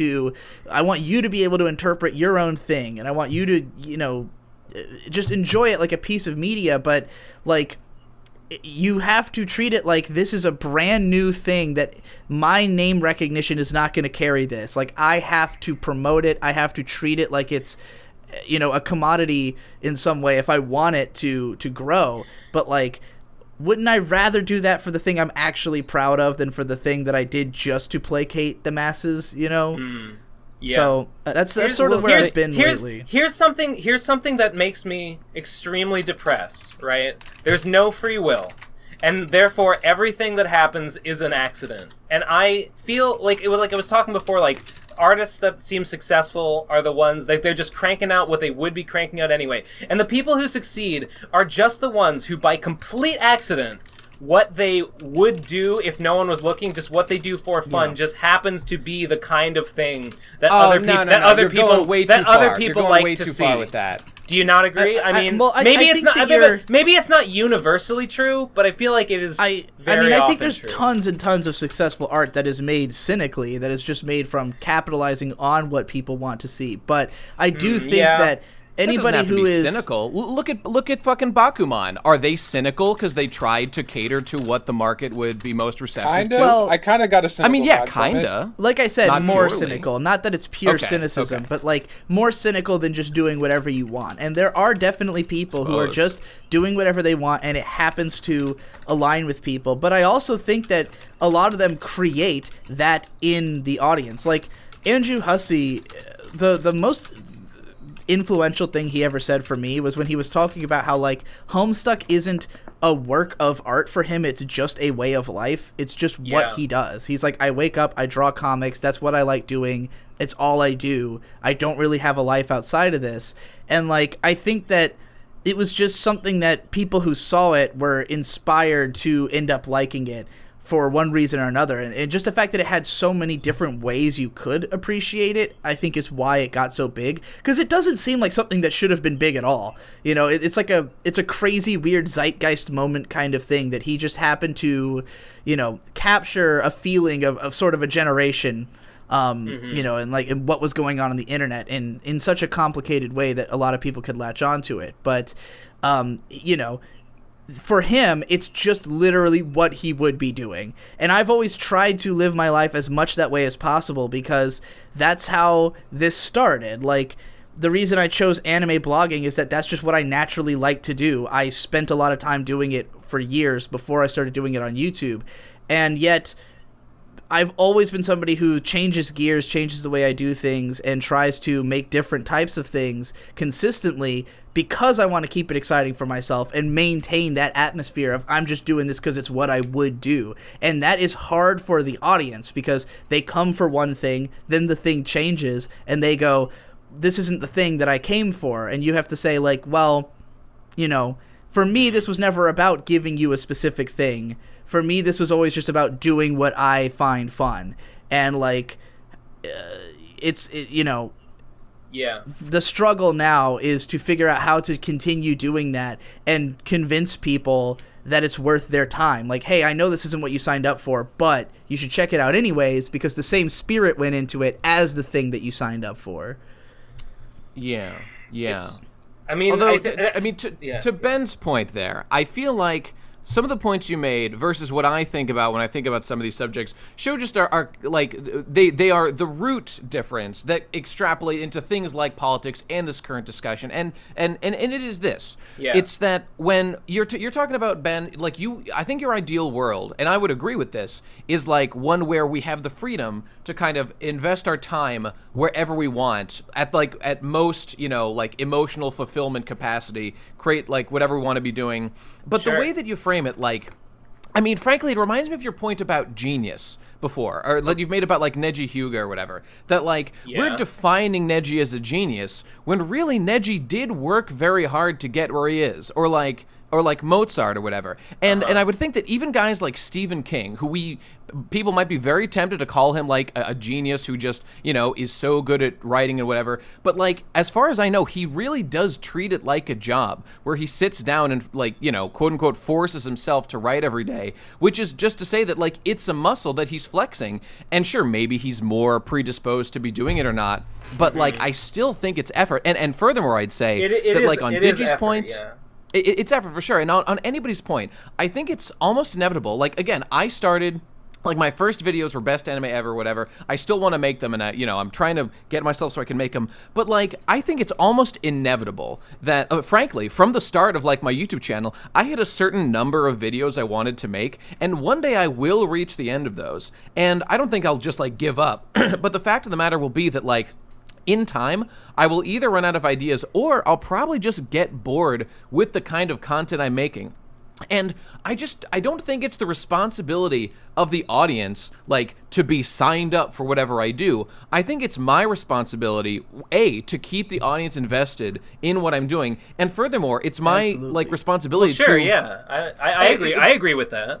Okay, that's good, but I mean, like, it's like on the subject of like the effort, like I believe that it's actually good for human beings to kind of be forced to accommodate the world. Like, I don't think a life of pure indulgence where like, let's say you have all your needs met and, you know, we've got robots that make all our food and stuff, and you just can spend all your time literally doing whatever you want. Well, I think that human nature will kind of slide into, I don't know, degeneracy, I guess, if you don't have to, like, conform yourself to, like, the world's expectations of you, at least a little bit, to maintain discipline, I think is... I have a counterpoint. I mean, I think that you will...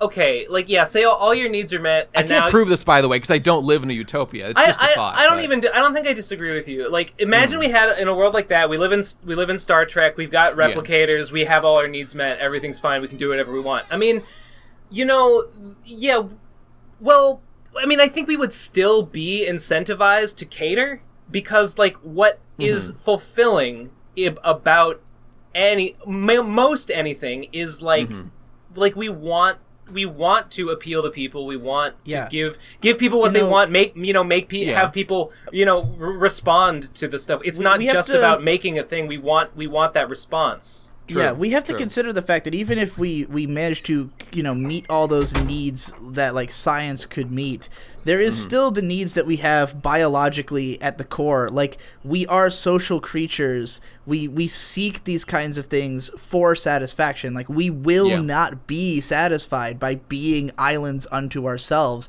Like, biologically speaking, it will not, it's like we will not want that. Nobody will want to be entirely onto themselves. They will want to appeal to people. We will still want fame in the same way we do now, where like fame, there's a lot of people on the internet, especially internet creators, who really aren't that much in it for the money. They're mostly in it for the fame and the recognition and the clout and all that. And it's like, it's weird even to think that there's people who are chasing that stuff because it's useless. I'd probably count myself among them. Like, why am I doing this? It's not because it's like such a lucrative career. It's because, I mean, just looking at it, I enjoy the validation probably more than anything else. Anybody who's chasing money wouldn't go to YouTube or like be a creator online. We're all doing it for the recognition. I've said that like to me, it's about the audience. It's about like if I make money on Patreon, like that's not the goal. Like what I see, the value that I see in making money through my art is that the more money I make through the art, the more time I can spend making more art to grow the audience.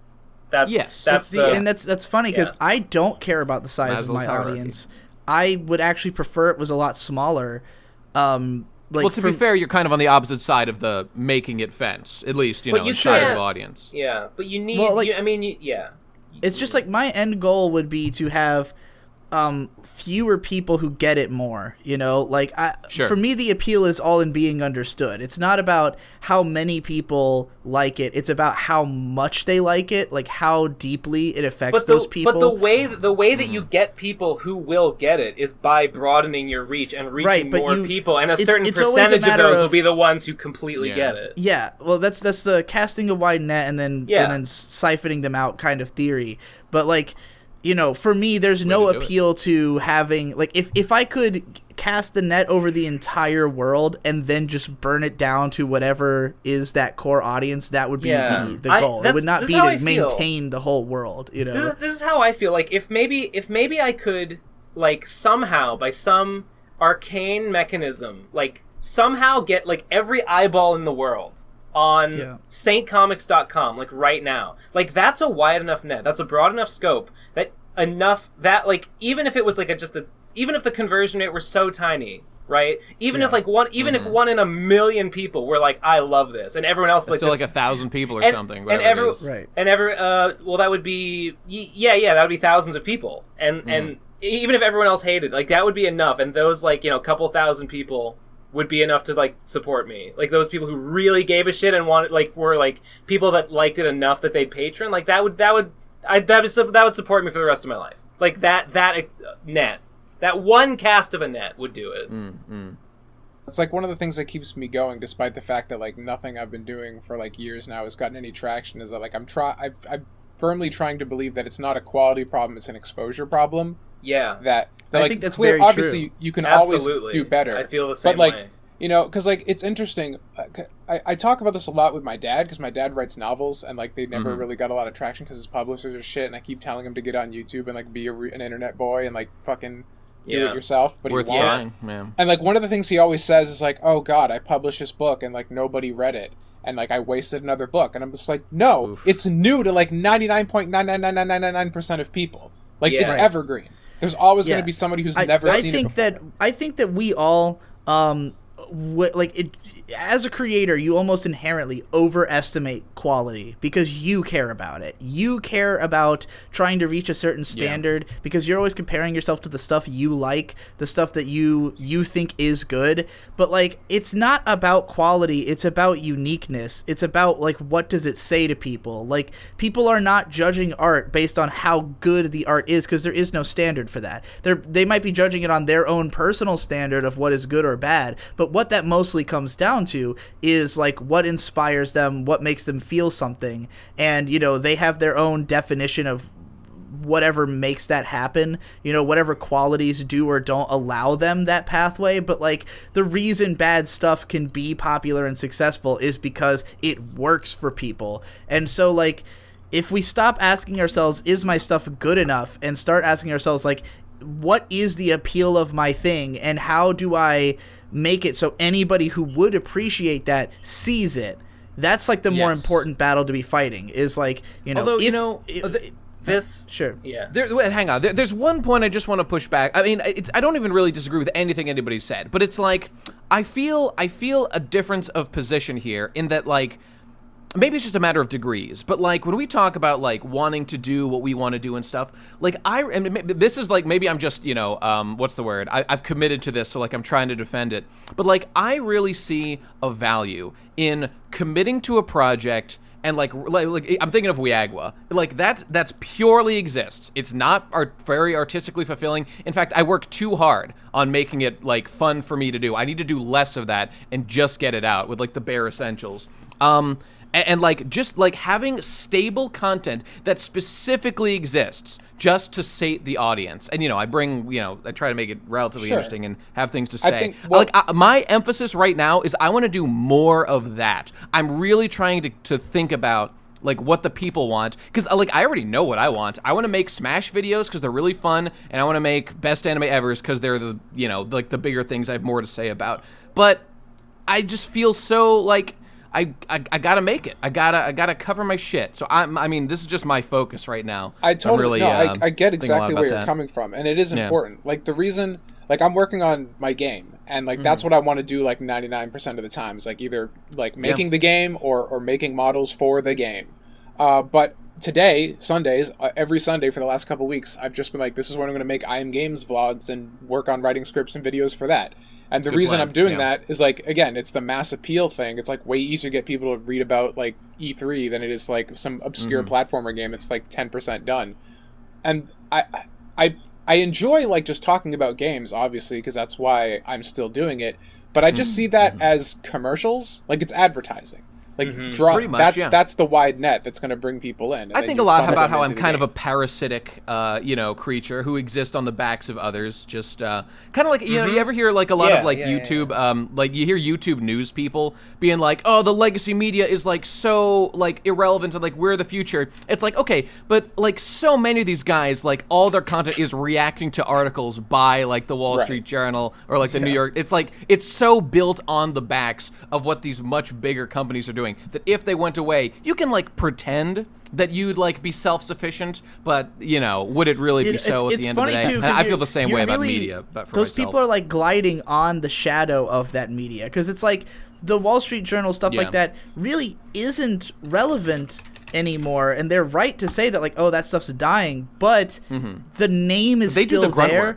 It's like, well, it's just the fact that people have heard of it. Like, we want the narrative of how all those old media is dying. So it's like when you see a video that says Wall Street Journal said dumb shit thing that, you know, dumb boomer take, then we go, ah ha ha, this is our proof that the old media is dying. But it's like, if it weren't for the fact that they had that name, then we wouldn't give a shit. You know, no one would have clicked on the video at the very least, because there wouldn't be. Is this what Maddox meant when he said writing my enigma? Is that what these people are doing? Writing the enigma of the Wall Street Journal? Does anybody know about that quote? No, but it sounds interesting. It's just that Maddox one time said that Dick, his whole career, was writing his enigma. Oh. What a bizarre turn of phrase. It's a weird fucking phrase. But evocative. What does enigma mean? But evocative. Yeah. Can anyone define enigma in this context? I mean, in the context, I don't see any enigma in the context of the sentence. It's just retarded because. Okay, Maddox all right, Gib, you're trying to say something though. Maddox is no enigma. I'm been like really frustrated because all of this art talk. It feels like I've woken up and there's like been 8 hours of conversations, and I've been scrolling through it and having things to say about every single point. By the time I get to the bottom, I've forgotten all the points I had, and I'm just stewing here. But I did write down one thing. I want to go back to when Ben was talking about like the sort of like the vapors he has, like the jitters when he's like really feeling it and really working hard. I feel like personally, I only feel like I used to feel that a little bit when I made reviews, but it was clearly the spark didn't last very long, and I got very bored and I stopped. But I was there for a while, but yeah. I mean, sure. you don't know exactly which videos I had Spark for. I mean, a lot of the videos I have, like, the Spark for, the jitters, the vapors, is, like, stupid, like, give and take videos where I think of an idea and then I make it. Like, the fucking... Like your chainmail video. I mean, you made a fucking piece of chainmail. That's... yeah, I mean, that was like a more of a slow burn of a spark, because it was like I had the idea and then I made the thing over a course of a few weeks or months, and then I made the video. But like, just recently I made a stupid thing where it's like Uptown Funk, but like instead of don't believe me, just, and then I replace it with die. Yeah. Don't believe me, just die. And it's just like, that was in my head, and I was like, oh yeah, and I made it like, it's not even that good a video, it's just a little thing, and it's like, my sparks of inspiration are thoroughly unmonetizable, completely random, always different, because I don't like doing the same thing that much, and it's been getting me not down, but like I've been worrying about it, because with my comics, I forced myself to finish JAPE. I mean, I was excited about it and it was cool, and while I was finishing it, it was really cool, and I was happy about it. Which is, usually as an artist, you say, I hate everything I'm doing and I want to die, but I wasn't feeling like that. So I was like, I guess this is a good thing I'm doing. I guess this is what I want to do. And I finished it, and now I'm like in like pre-production stage for my next comic, which I have been writing and thinking of character designs. And I don't know whether I have the spark for that as much. I'm worrying that like my comics is like going to become the same hypocrite thing where I'm like not interested in it anymore. I gotta tell you, Hippo, I too, any of my stupid short meme videos on After Dark have that, like, the excitement level for like a 5-second meme is so much higher than any other video, because like the only reason I would bother to make it is that I really thought it was the funniest thing in the world. Like, if I actually got to the point that I published this, it must mean I thought it was fucking insanely hilarious. Like White Light or Breaking the Habit, like for videos of mine that are like that. The time it takes to make something, I don't know. There's like the faster it's done. Right, like that's like an indicator of like how much excitement there was about it. Like if I can bang something out in like one day, or like then it's like I was excited about this. I was excited all the way through. It's it's great. Like something like the Vapors. It's gone on. Vapors 3. I've been working on it long enough that like that initial you can't carry that enthusiasm all the way through working on a project of that scope. So you just have to kind of like have that initial spark of like, this is great, and then sort of coast and just remind yourself, like, remember how good an idea you thought this was before you stared at it for months and started to hate it. That's why I try to get everything done as fast as fucking possible, because it's like always I will lose that spark, and I won't want to do it anymore. And like it was really hard with like the Utana video I did recently, because it's like an hour-long video, and like there really wasn't a spark anywhere in there. It was more like there was at one point, like, I had the idea to do it just because I thought I need to make another long form analysis video. Let me do one that will be a crowd pleaser for my patrons. Let me watch this show, and I'm sure something will spark in me. And something did, where like there was a central point about the main characters that like is probably takes up about 20 minutes of the hour-long video, that is like the main thing that I was excited about. And that part is the best written, it's the most interesting, but it was like, I really want to make this a full comprehensive video, so I'm gonna talk about everything, everything I have thoughts about, everything I could analyze. But like doing those other parts was so boring, and it was so like pulling teeth. And if you watch the video, you can see where when I start talking about all the other characters at the end, like the editing, the writing quality, just everything takes a nosedive from my perspective. And like, but at the same time, I could always convince myself, okay, well, from the audience's viewpoint, they haven't heard any of my thoughts on any of this. Maybe they haven't thought of anything the way I'm describing it. So as boring as this is for me, this could be someone else's favorite part of the video. This could be the most interesting take they've ever heard on this character if they haven't, read much about them. So, like, I just got to get it out there, because I know that a lot of people will appreciate it, but like somewhere in here is just a small nugget of what was exciting for me. And that's why like I didn't make the video like fully edited, fully all that, because like I didn't want to do it. You know, it's like regardless of whether this is good, like it could be, there's some people who said like, oh, this is one of your best videos, or this is my favorite video you've ever done. And it's like, great, I'm glad you feel that way, because I don't feel that strongly about it. Like I didn't have that energy, because the quality is not what matters to me. It's the spark. It's the, you know, again, I have 5-second bullshit videos that are among my favorite videos I've made because the spark was so powerful, you know?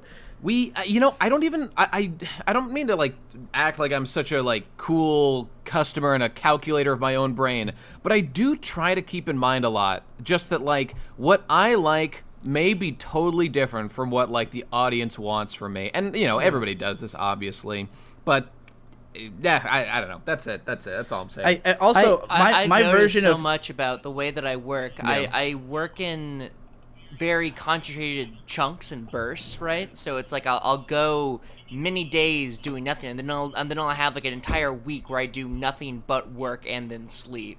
It's very sounds unhealthy. Well, I really enjoy it. By that I meant unproductive. Like, why not just have a better, you know, day-to-day schedule sort of thing? I know. I'm aware that it's not optimal, but it is the way that I indeed do work. And whenever I work in those bursts, I feel great, and I'm in one of those right now, and it feels just so good when you're in the midst of something, and you know you're creating something that you'll be able to release to the world, and it just feels like, ooh, you're rubbing your hands, and you just know that every single thing that you're putting in, you know, like every line that people may gloss over, but, you know, you're putting your all into it. It feels so good to... when a plan there's a turn of phrase for this lifestyle you have, Munchie. It's called manic depression, where you have about 2 weeks of manic high of loving everything you're doing, and then 2 weeks of not wanting to do anything and feeling like shit. That's called manic depression. Well, I think another piece of the puzzle may be falling into place. Ben, indeed, what you describe as the vapors, I have called getting a pump.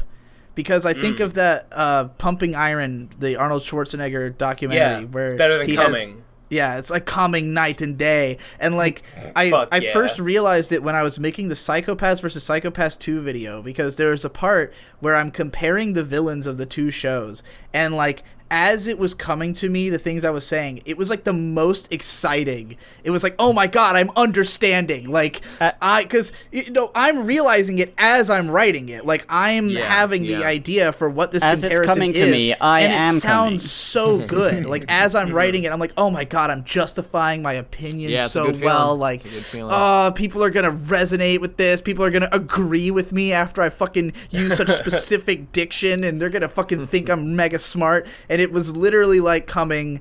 I felt like I wanted to fucking do pull-ups afterwards. It was like, yes, I fucking did it. I don't know if you guys probably do. I among the people here right now, I probably do the most. Well, I mean, Gibb's an animator, but I do like.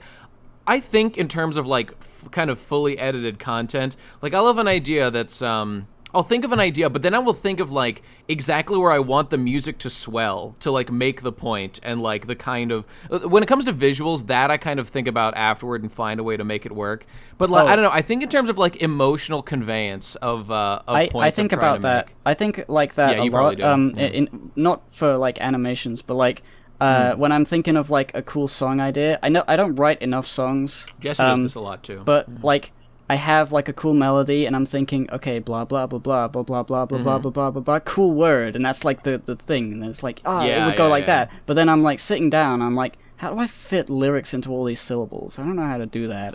You know, this reminds me just of I do that too, but there was one time especially I had written a section for like the Gurren Lagann Part 2 video, and I believe it wasn't the personal responsibility. It was the very end where I do this little thing where I'm like summarizing like what the show meant, or I don't know, whatever it was. It's that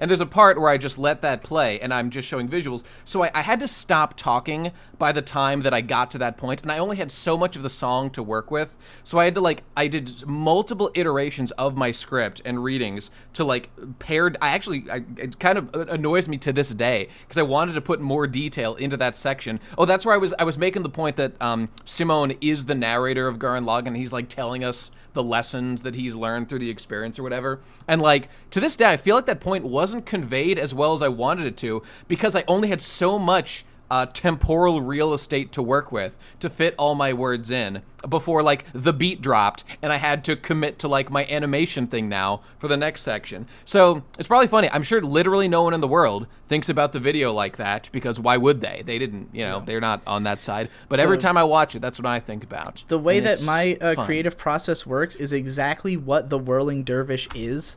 Just the non-stop sequence of continuing this train of thought and trying to make it make sense and sound better the more I think about it. I just pace around the house, thinking about one thing until I find, I latch onto a phrase usually. It's whatever, when I finally get to the point where I think of something that sounds oh, if I say it that way, everyone will get what I'm talking about, and that's when it becomes a video. That's when I sit down and make a vlog. You got to start with that Genesis seed, like 2 Canterlot ponies stuck on the moon, and then just from there it branches out into it blossoms into a beautiful flower. It's I'm walking. I might think the video I just did on difficulty, different types of difficulty. It was which I enjoyed very much. I was in the Discord and somebody was like, "How can you find Hollow Knight hard? Do you not play a lot of 2D platformers?" And I was like, I play tons of 2D platformers. And then I got up and I started thinking about it. I'm like, what is different about Hollow Knight from other 2D platformers? I love Super Meat Boy. Well, I guess this one has this type of difficulty and this one's more like this, which is kind of like Sekiro and Dark Souls. And then at some point, that became a thought. Oh, I guess it's because it's a reflexive challenge. And then I'm thinking about, why am I not good at reflexive challenges? Well, I guess it's because I had this upbringing playing video games. And then that's the structure of the whole video right there. So then I just sit down, turn on a camera, and I haven't planned what I'm going to say, but I get that the through line, the logic of it is I grew up doing this and therefore I am not good at this, and that's what I'm going to explain, And there you have it. There's a video. Did you? You just filmed yourself on that. Did you write any script down or do any notes? Or I'm just curious if you just went. Literally just went. There's so good at that, and I am far. I don't know how you do that. I mean, I'll tell you, Nate. With that video, there would be a lot more jump cuts, if not for the fact that I put all that game footage over it. So it is more that curated sure helps than a usual. lot. But sometimes, man, it is just the gravy train starts rolling, and I mean, it's because I've just fucking podcast constantly. Sure, I still can't believe that We Have Accepted Mediocrity was just off the top of your head. It just the prose seems too well refined for that to have been the case. It's shocking. In videos that are, I called it writing in fast motion. In videos like that, there was a lot of silence that was cut. So it's not that it's not that I just ranted for 45 minutes. It's that I would say a few sentences, stop, think about it for a bit, say a few more sentences. So it's not that, I mean, my writing works that way. I don't spend that much time on my writing. I just kind of do a sentence, think for a minute, do a sentence, think for a minute, So it's just doing that, but without the interim of stopping to write things down. And then it allows me. What's great about doing things with that more freeform way of speaking is that I won't cut off as much stuff. In the writing, I'm always trying to condense it down to just the most salient point. But if it's unscripted, then you can, maybe one of the tangents you go on is pretty interesting, and you want to throw that in there too. Anyway, this has gotten way too much into shop talk. We should just go to voicemails or something. I thought that was very interesting personally, but I'm happy to move on. I thought it was extremely This is great. But we should probably go to voicemails unless... Yeah. No, shut up. Gib, did you have something to say? Yeah. No, well, it's just I don't know. I don't have anything particularly to say. I just have a lot of thoughts about all this. I'm just gonna thinking about it. Like, it would take me a while to get the words into my mouth that would explain what I'm. You got to start talking in fast motion, I guess. Well, you know, Writing. I've never been good at podcasting in the same way that the rest of you are, where I can just have a thought and run with it, and not be interrupted. But I don't know.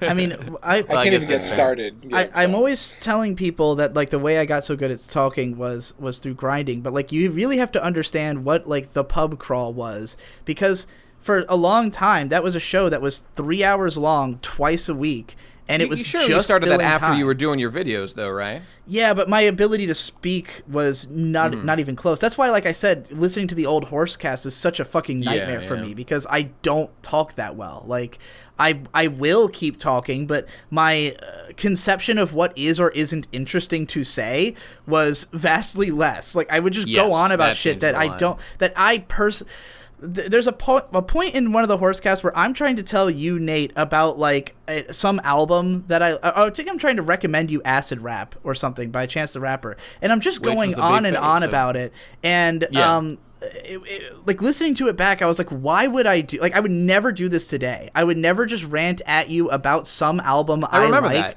with the expectation you were going to listen to it. I'm impressed that it did work, because listening to it doesn't usually, though. Like, it doesn't usually. That one horrible. Did. I was, like, embarrassed to hear myself going into so much detail about something that, knowing you guys now, I know you would not care. So, like, why am I talking about this at such length? You didn't know at the time. You wouldn't know that I wouldn't care, I guess. That's probably the main difference. Maybe, but we come in now, listen to those conversations with all. Like, I think a lot of it is, like, I'll listen to old conversations of me, and it's like jokes that are played out now were not played out then. So to me now, they sound really lame and shitty, but at the time they were top shit. Remember Double Batman? Funniest joke of all time. How could I ever forget? Yeah. Okay, that one's still that's an evergreen right there. So forget Double. That well will never run dry. But other shit. Do we even have a joke that's gotten old? Rickrolling perhaps is not. No, I mean, like, the PCP specifically, like our group. Like the Undertaler, maybe, but then as soon as you mention him, you remember Undertaler did get him. A little stale after a while, I thought. I think he's ripe for a comeback. I'd have to agree. Are we done mining at night? That one was pretty. Have to see what no, I want to mine at night right now. No, I like it. I like it. A bit old. That's true. Just by you saying that, I like mining at night. Oh, but you know what's funny though? You know what's funny? Jokes that I think us, or at least me, I find are getting old. Like, our audience specifically still finds uproariously hilarious and dimensions a lot, and, like, I'm glad they're having fun, but I roll my eyes a lot at those things. Well, I mean, if they're still Nate, listening, if they're still listening to us after, like, 160 episodes, it must be hard for them to get sick of stuff. I don't even begrudge them. It's just that they have a fundamentally different, like, experience of this whole world that we're in here than we do, or at least that I do. So it makes sense. I think people who I, like, respect and consider my friends will say Munchie memes, like, while I'm in their presence, and it'll be so uncomfortable, unironically. Like hamburger jumpsuit.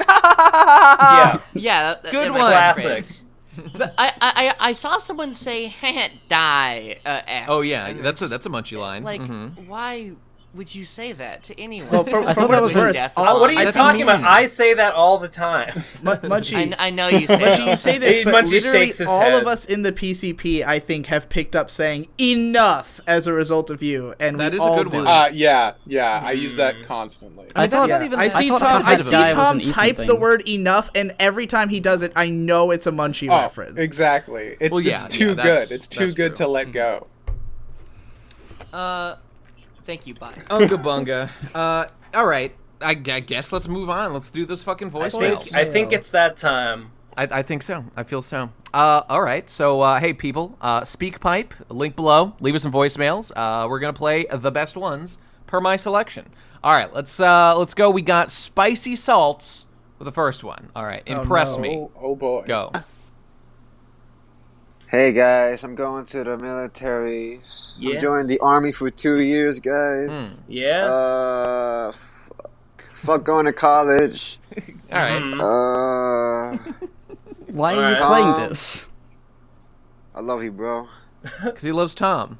I see you, niggas. Nate. All right. Nate, you're the worst. That was nice. You're He's the worst. military. Spicy Salts was the guy who was like on every episode of our live stream being a fucking shit the whole time. Was he? Oh, I didn't know. Yeah, we have some history with Spicy. I remember. I'm glad we're Spicy leaving Salts, on nice terms. I remember this is a positive Spicy note. Salts came into my stream one time and talked. And I remember he mentioned like I'm going to the military. And then, like, I never said anything about it. And I remember thinking later, like, man, I should have said something about that guy. When he was like, hey, I'm going to the military. That bears commenting upon. He must have just turned 18, so don't die. Yeah, take it easy, man. Take it easy. Well, what's the survival rate in the military? It's probably like 99%, right? That's pretty... I mean, the military is a pretty broad... I think the vast majority of jobs aren't even like related to combat. He said the I Am Games shirt to the front lines. Oh yeah, he did. He did buy the. Cool. I think the only signed I Am Game shirt. He did. Damn, really? Yeah. Aw, see, that's nice. I'm glad. Go shoot some bullets, my boy. Take care of yourself, buddy. The funny thing was that at the time we didn't know it was Spicy Salts who was buying it because his Discord name where he messaged me was not Spicy Salts. We only found out after the fact, and it was funny. Well, congrats, dude. All right, let's move on. Next one is a message called "Tear Down This Wall." Okay, let's go. All right, this is a message against the PCP, specifically for the wrongful imprisonment of Oopsie Bobo from last episode. All the man did was simply criticize Munchie's choice of voicemails. But no, Munchie couldn't take that shit. He threw him in the voice jail and threw away the key. All right, we gotta fucking help this man. We gotta give him those plastic spoons. Can't be that metal shit. Too easy to detect. Gotta be that plastic shit. Wait, and next, you gotta give him a shit. You know, this guy. Someone in there, you never know. And again, you gotta give him those tight grip gloves. In case he's in the shower with Munchie, he can't drop that shit if he got those gloves. Now join me, them snakes, and run my ass. We gotta tear down this tyranny of the PCP before this utopia becomes a dystopia. Wait, is this voicemail pro me or anti? He's anti you because you were the one who initiated Oopsie Bobo as like that. His name is just Bobo, but I guess we're calling him Oopsie Bobo now. I added that to the voicemail jail. Yeah, we threw him in because he had like a bunch of shitty messages or something. I don't even remember this person. He's so inconsequential to my life that I have his name has no bearing on me whatsoever. That's understandable and fair. But I like this narrative of the jailbreak arc from the PCP voicemail jail. I want to see where it goes. This guy's trying to tangle with the roleplay master. Cracks knuckles. Watch a natural. I feel like ring, ring, ring. Hello? Is this the police officer? Shoot them on sight. Hangs up the phone. I feel like only dodge bullets. Why don't you? Only someone in the Hall of Fame has like the moral authority to free someone from jail. Well, that's exactly why our boy was calling on them snakes and Riddle My Ass Batman to ally with them. Yeah. So he new needs rule: backup. if you bail somebody out of voice jail, that's fine. It's valid if you're in the voice grail, but you abdicate your spot in the voice grail. As you have to become a martyr. Yeah, you have to you have to sacrifice your spot. Perhaps both an go back ancient to hero being like fucking someone. peasants. I don't know. Maybe racist Forrest Gump will save one of these poor souls. We'll see. Okay, next voicemail. This is it's called Quality Women. Quality Women, go. So, my dudes, I recently broke up with my girlfriend who was previously my best friend, and we ended up dating, and it did not work out because she's a fucking psychotic asshole bitch when she's in girlfriend mode. Line. Okay. So I just wanted to, do a little PSA out to all the guys out there. There's this huge push for all the virgins, gotta lose your virginity. But then, if you're like a fucking, cuck-ass little beta bitch like me, you're gonna just run to any girl and lose your virginity to any girl. And if you do that, you're most likely gonna be manipulated, and it's gonna be with the wrong girl who will take advantage of your nice fucking kindness or whatever. So, I just wanted a little PSA to the virgins out there. Make sure to find quality women. I realize, my best friend, she was a solid 7. And I'd say okay, 7 and below. Guy. You're kind of running into crazy territory there. Like some daddy What? issues. I'd say you gotta have high standards, man. You gotta fuck the 8s and above because they're less fucked in the head. What? That's not even slightly true. Fuck. I broke up with her, and wait, we're done. But we're still friends. Listen. Friends. I feel like she's still trying to manipulate me into staying with her. She's claims she's gonna go to therapy. I'm gonna run out of time. But for now, we're just friends. Okay. We're fucking on the side a little bit. It's a little dangerous. I'm fucking walking on eggshells here. Whoa! Did you hear that? Fuck you. They're still fucking on the side a little bit? Wait What are you talking about? What the fuck? Okay, This guy the knows most nothing. baffling part of that to me was that he tried to claim that like less attractive women have more like daddy issues and weird problems. No, that they have. I'm pretty sure it's no, the wait, you're right. opposite. You're right. He said that women. He said that less attractive Like, women under are an crazier. Under an That 8 makes is no watch out for fucking crazy sense. mode, That's guys. insane. That That is is literally crazy. okay. Come on, Like come on. I don't want to like meme this too much because like obviously attractiveness has little to do with how crazy you are, but more right. attractive girls are crazier. Like I'm just saying. That is definitely the because they've had to deal with more shit. They're totally like separate. They're uncontroversial. unrelated. The correlation does not imply causation. No, in my humble opinion here. I think that, If you're a really attractive woman, like life is permanent easy mode, and you're not adjusted to anything because you've never had to adjust to anything. Nate, this guy is like bizarrely pathetic and also groveling at our feet for no reason. Nate, Digi didn't say causation, but there is a correlation. Right. I definitely think fine. that Fair. okay. If we're talking about something like, for instance, like the guy said, daddy issues. Like, daddy issues are way more likely to come up with someone who is attractive. Like, someone who's attractive has had to deal with much more like lecherous men coming after them when they were younger. Like, they are more likely to have had some kind of psychological disturbing, things happen in their life. Sure, but can we please address the fact that in this voicemail, he talks about how, like, he breaks up with his girlfriend because she's emotionally manipulative or whatever, and she's, like, trying to get him to come back with him, and then at the end he says how they're still fucking. They're still fucking. No. What's big the problem? No, why is that a mistake? What's the problem? Well, because he's complaining about how she says, like, she wants him back, yet he keeps fucking her. So? Just stop. Break off the relationship if you're going to break off the relationship. The amount of things that are wrong with this call are just too numerous. They can keep fucking on the side. They're not. If they're, but not Ben, dating, like, he's what's the problem? he's claimed that he's emotionally fragile and open to suggestion, and then he's putting himself in an emotionally compromising situation. Okay, yes. Yeah. That's fair. Yeah. So right. listen, dude, And if you are serious about wanting to break up with her, you need to stop fucking her, because obviously that's your problem. You need to... Can we also address he said, like, he this wants to still be horseshit friends about, with her. It's over. You'll never be friends with her again. It's literally done. You need to accept what is all that. this shit That's about absolutely true.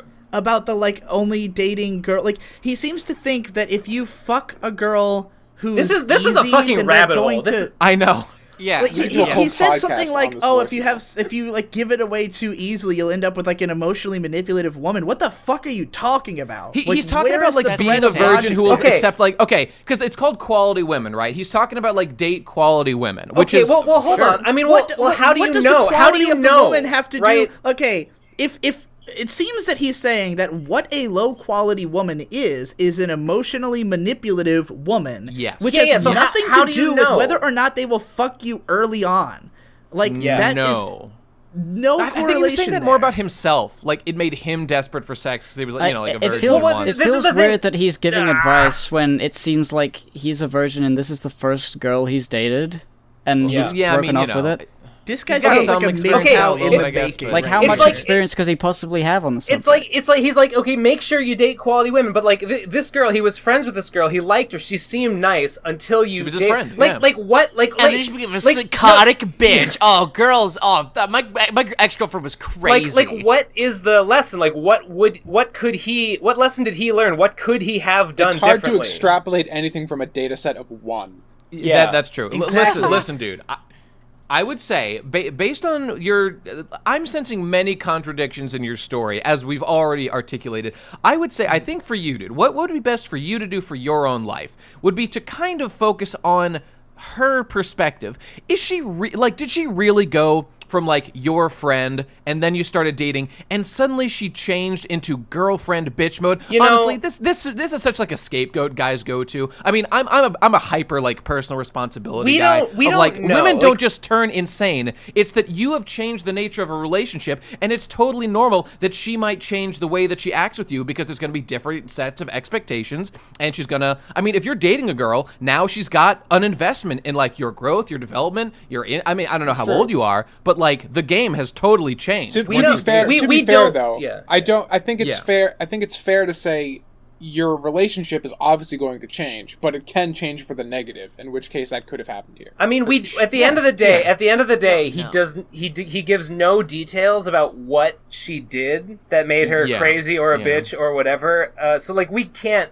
I mean, who knows, right? Maybe she is crazy. Maybe he's being like, okay. I'm gonna say on the basis of the so kind of crazy logic to cock that they're still having sex though. Like she couldn't have been that bad if he. You know what? You know what? Yeah, if she's that bad, then why do you have anything to do with her anymore? I think that anybody who presents an argument with logic such as the one we just heard, I'm not going to be convinced that there weren't two sides in whatever problem happened here. Like, if you're saying dumb shit like this, you probably are retarded. Look, I bear this guy no ill will. He's clearly, new to the game. That's totally fine. I'm not even disrespecting him for it. But like, I think you could do with a little more reflection on the situation you're in. You're currently fucking up, in my opinion, dude, by still fucking her. Like, come on, dude. You think this is you really want to keep, like, you're the one stringing her along, dude, by continuing to fuck her and like giving her thoughts of like, maybe we can get back together. If it's supposed to be over, make it clear that it's over. So, look, I understand it's hard to give up having sex regularly when you don't know if you're going to be able to have it anytime in the near future. But if you continue to do it, then everything is your fault. Like, you have the ability to make this stop.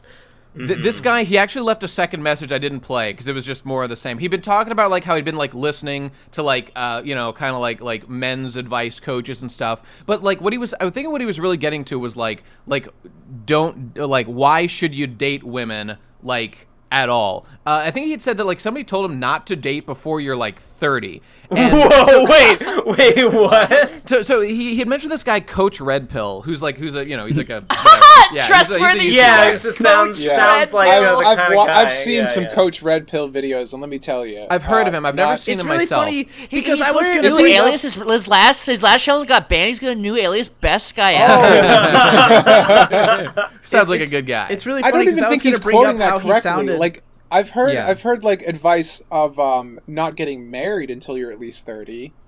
He may have misspoken, or maybe I'm misremembering. Don't get into an LTR until you're at least 30. That's something. I mean, those things make sense. A long-term relationship. Well, that's still like it sounds like what he was saying was like. How are you supposed to be like? Okay, so let's start dating, but with the understanding that we won't do it. No, if you get into whole like if you do any research into like the PUA pickup artist kind of thing, they have this concept called spinning plates where you just like fuck multiple women. I was gonna say and that's the idea. You're supposed to do that until you're 30, and then which by the way, people, I literally did this and I think Ben did it too. I mean, it's just a pretty normal thing to do. It's like you just be honest with the women. Yeah. You just be honest and say this is not an exclusive relationship. We can do whatever we want, but that's it. Yeah, of course. Okay. Well, that's fine. So anyway, but I mean, to the guy's second point of like, he was saying that like use your youth to like invest in yourself and build like your business and like work on yourself economically. And then he was saying like at 30, like maybe that's the time. And like I agree, you should in general work on yourself before trying to bring other people into the operation.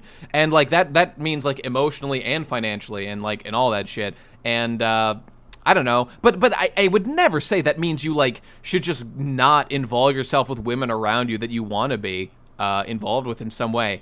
But you just got to be clear about like what you're prepared to do. If you don't want to like marry a girl at 18, that's pretty reasonable. Just Be clear about it. But there's no reason to, like, isolate yourself or to not be involved with women. Like, you're hurting right now, dude. You're still involved in this thing. If I could give you some advice, I'm not going to tell you what to do, but it sounds like you should probably wrap up this relationship. I would accept, if I were you, that there's little hope of salvaging this relationship, at least in the short term. I mean, he doesn't even want to salvage it. Like, he's talking about it like he wants it to be away from her. Someone a crazy bitch. He's calling her a crazy bitch. He's saying how bad she is, but we're still fucking. Like, there's no. Yeah, it's a clear sign of someone just wants to keep fucking, and they're willing to take all the shit that comes with it if they can. Yes, and that's your problem. You gotta respect yourself more than that. I think such a huge problem with today is literally like men with low self-esteem, because women are the gatekeepers of sex, but men who will just accept like a shitty relationship, they're the ones who have the agency to change. Not all the time, but like primarily. And guys who don't value themselves enough or don't work on themselves, I just think are such a huge problem for the world. So up your game, dude. Work at it. My advice is don't live by a bunch of fucking weird, stupid rules. Think logically about the situation you're in and make determinations about what would be the best choice for you in that situation. Do not try to apply some retarded broad rule that you heard from somebody, because none of them are applicable to even most situations. They're always based on stupid anecdotes, and people like this guy, he talks very similarly to like a lot of the MGTOW shit that I've seen, where it's guys who have been in a bad relationship and then try to extrapolate from that all women have this or that quality that just happens to be the woman they were with. So don't make any assumptions about anything. Yeah. Just, again, think about the situations logically as they arise and try to come to conclusions that work. Go meet more women, dude. Go meet more women and learn that they're not bad. That there's lots of great ones. I don't know. Munchie, did you say you were mad at me, or was it the voicemail? No. Okay. No, Nate. Well, no, never. That's just all the time. Never. Yeah.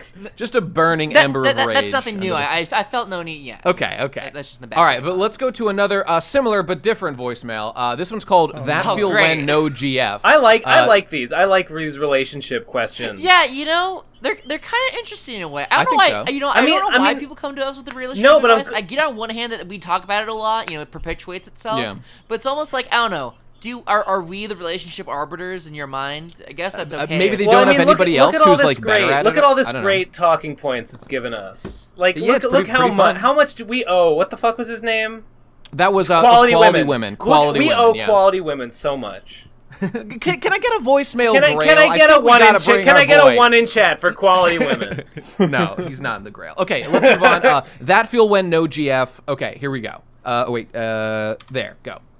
Hey, PCP. For the longest time, I've had a crush on my chemistry teacher. Lol. So, 2 weeks ago on my graduation, I decided to ask her out. Yeah. Ballsy and guess what she said, boys? What? No. Well, there was very little hope of that working out. Hope. But good on you for trying. Mad fucking good kudos. on you. Yeah, I can't believe that. Yeah, absolutely. You know what? Absolutely. Dude, okay.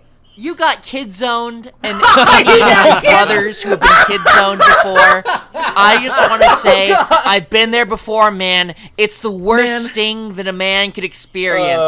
And listen, if you ever cry on your pillows and you just think, man, I wish I could have fucked my hot MILF chemistry teacher. Listen, dude, I, Munchie, too, wish I could have fucked your hot MILF chemistry teacher. Dude, we're brothers in arms. These fucking statutory rape laws are literally institutionalized kid zones. Literally, grooming is good because I'm a kid and I wish that people had sex with me. I wish pedophiles would have groomed me more. Yeah, They did a little bit, and it was cool when they did.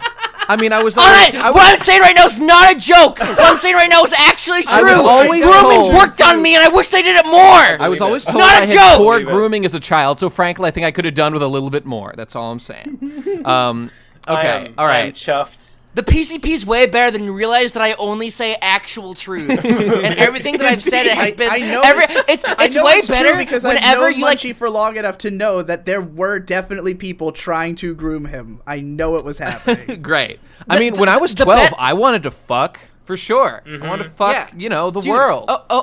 The best thing. Okay. the PCP drinking game is take a shot whenever Munchie says something macabre that can't possibly be true or the way he believes about things, but then realize that it's actually 100% accurate. Indeed. Like how I said that listening to Digibros music will kill you. That was actually not a joke. I'm gonna pay it forward. I'm gonna make up for this injustice by grooming the shit out of my children. I'm gonna pay it forward and make the world a better place. Well, you gotta get all the ticks and lice out of their hair. You know it, my dude. You know it. Sense. Okay, next voicemail is another visit from our friend, the I'll Die Corp voicemail bot.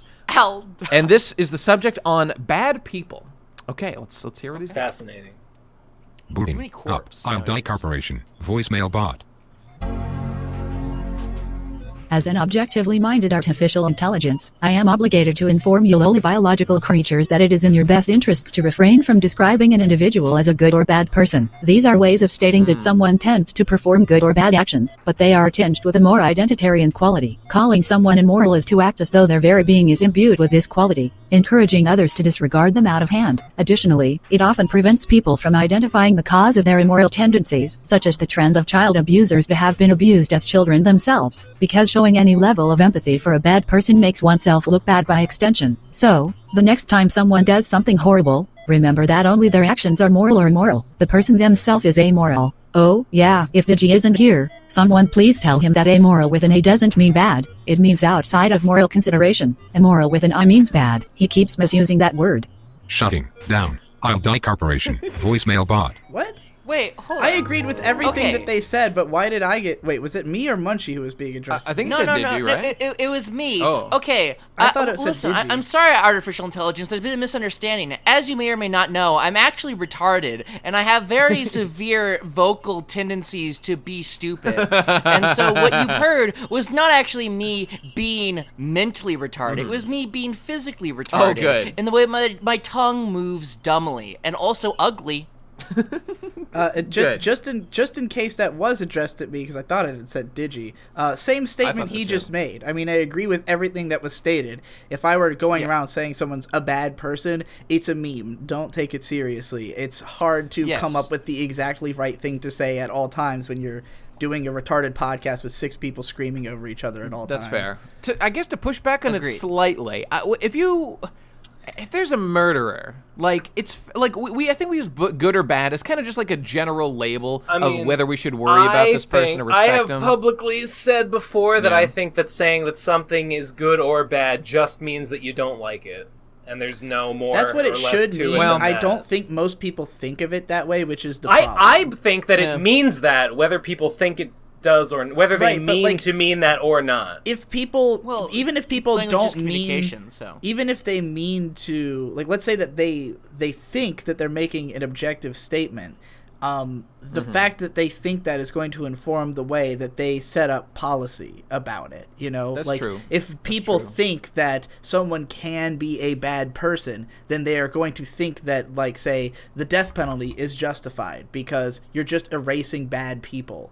You know, and that's why you don't want people to think that way. Now, I don't know if an action can be bad, then I don't see why a person can't. Like, I guess it is shorthand. Yeah, it is shorthand for saying, oh, this person tends to do bad things. But like, so what? Like, well, with all shorthand, you can lose details, and like maybe you know someone who literally committed murder, and then it's like, oh, well, they're bad. But then you learn, oh, actually, they committed murder in self-defense. They're actually being. It's like, oh, that's not murder, but okay. Well, yeah. I mean, whatever. Maybe something happened. Like they literally committed murder by pushing someone, but actually, oh, it turns out they were playing like wrestling on a parking lot, and they pushed the person, and it was part of a game. They fell and they hit their head and they died. And it's like, oh shit. Well, they didn't really mean to do that. But they did murder them. I mean, I think... I'm just saying. I think the debate is so semantic that it doesn't have as many consequences as it might sound like it does. Okay, let's go on to the next voicemail. This one, listen up, lads. This one's got some good, juicy details in it, so pay attention. And this is from African PCP Addict. Okay, here we go.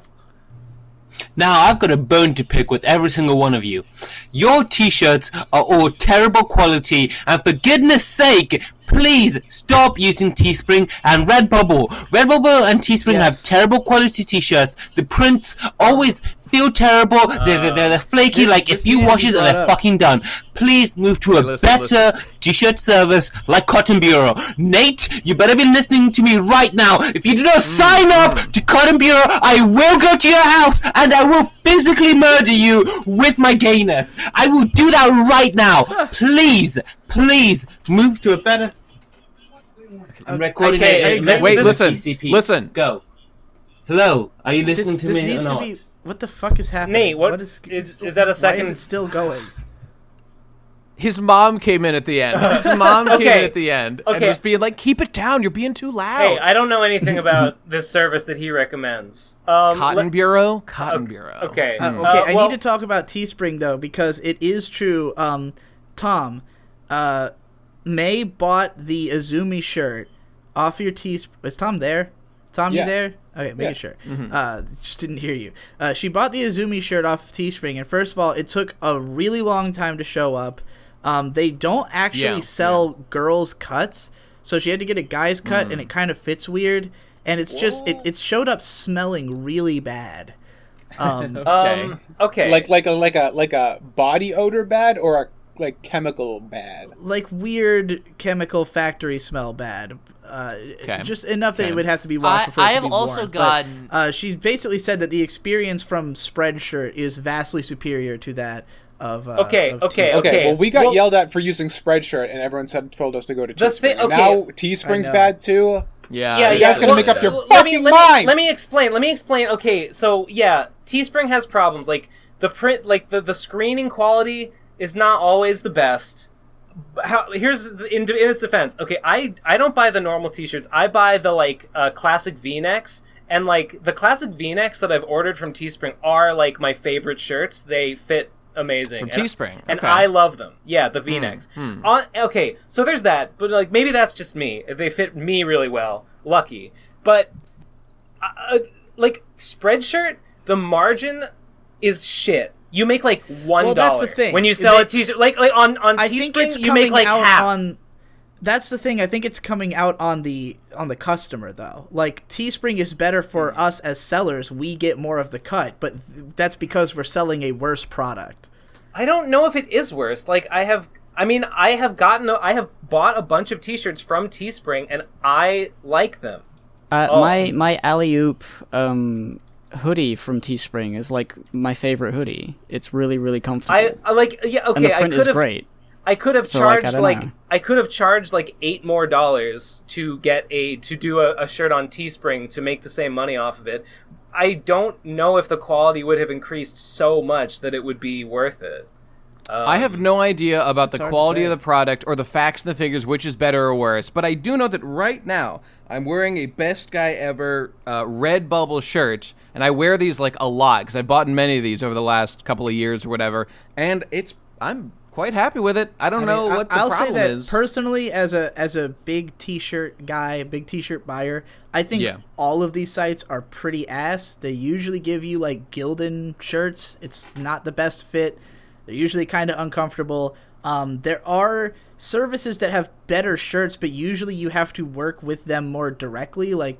I don't know who makes Dick Masterson's shirts, but those ones are really fucking good. But it's he got into contact with a place, and some of those guys who they contact you because you're famous, and then those ones tend to be better. But if this Cotton Bureau is supposed to be good, we will look into it and find out, because I want to sell high quality t-shirts. For me, Teespring makes the most sense because it's just on YouTube and you can just there's a button, and frankly, the t-shirts are cool and all. I'm not trying to sell a premium t-shirt. I'm trying to sell investment in my channel via t-shirts, and right now Teespring makes that. What I wish this caller had done is explain what is so good about whatever fucking. That's what I assume. The quality of the material. I assume based on his priorities. Here's a general thing to all commenters on all channels. Explain your logic every time. Do not assume that we would rather have a shorter, punchier, to the point thing, because if you don't justify your statements, I just won't care. I will disregard. Include as no more information that's necessary, but make the point. Yeah, all you have to do is one sentence. Here's what the problem with Teespring is. Here's why this other website is good. Cool, I get it. Now I can make a determination. This guy just yelled about how much he doesn't like Teespring and gave no reason. So pretty much. So you know what? I'm not sold. I have not been convinced to look into this cotton or whatever. So there you go. I'm looking at it right now. It looks better. What I hate about Teespring is I hate its UI and the it back is end shit. of it, actually. It's bad. Redbubble too, honestly. But the UI on Teespring is actually so bafflingly bad. I've tried to make new shirts. It's horrible. I'm sure you guys have done this too now. I have been making all over prints using there's new all over print designs you can do. I have been designing for those, and yeah, the way that the back end of Teespring works with organizing your shirts into a quote unquote campaign or whatever is it is baffling. It is baffling. Maybe it makes sense to them, but it doesn't to me. All right, let's go on to our next fucking. I will just say here. I have to apologize to May because there are women's shirts on Teespring. Just for some reason, the one shirt design she bought does not have. You hadn't enabled them for. Why? What the hell is wrong with it? Because you have to manually select all the options you want. It. And I guess I just didn't click that one on that particular design because it's on all the rest of them. She should have let your boy know. I guess the UI really is bad. It is. It makes it so hard to fix this shit. It is the worst website I've ever been on. I wouldn't go that far. This was the one that YouTube was like, this is the one we're going to integrate into our shit. I mean, I think Redbubble's better, personally. I'm kind of a fan. Well, I hate the storefront for Redbubble. It's so confusing. I have to explain every single time. No, you click on it and then you can choose the different things. And they should just work like Amazon. How do I buy a mug? Ooh. Yeah. You have to choose the mug from the thing. They don't get it. Nobody ever gets it. Are you talking about Teespring? Redbubble. Redbubble. Both. They're both kind of like that. They're all shit in their own ways. All right, whatever. Let's go on. But that margin, the margin on Teespring, you just can't argue. Is Teespring better? Yeah, I've said, you make selling a shirt for $20 on Redbubble or on Spreadshirt, you make $2 on Teespring, you make $9. I'm reading about Cotton Bureau. It's interesting because they're a more curated site. You have to sell 12 items in the first 2 weeks to keep your design up, or to have it sent to press. Okay. But if apparently every time you hit 50, 75, 100, 150, etc. sales, you earn an extra $1 per shirt that you sell. So the more you sell, the more you cap. Oh my god. We're going infinite. Yeah. It's interesting. It doesn't say anything about how much you actually make initially, though. There must be a cap, because what if you sold 20,000 shirts? You'd be making hundreds of dollars per shirt. There's going to be a cap at some point. Yeah, I'm sure that's true. I mean, okay, but whatever. I think that means we couldn't do it because we don't sell nearly that many shirts. We could probably do a dozen, but it wouldn't be in 2 weeks. I think that with our shirts, shirts. What about t-shirts still? Yeah, just a bunch of shit. I forget what we were talking about. You were saying something though.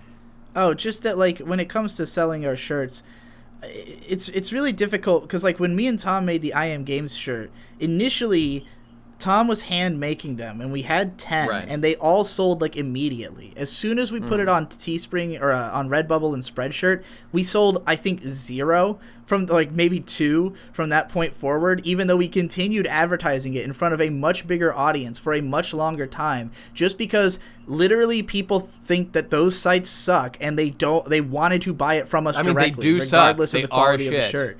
So personally, I'm trying to just I have a t-shirt design, I have transfer papers, I bought a heat press.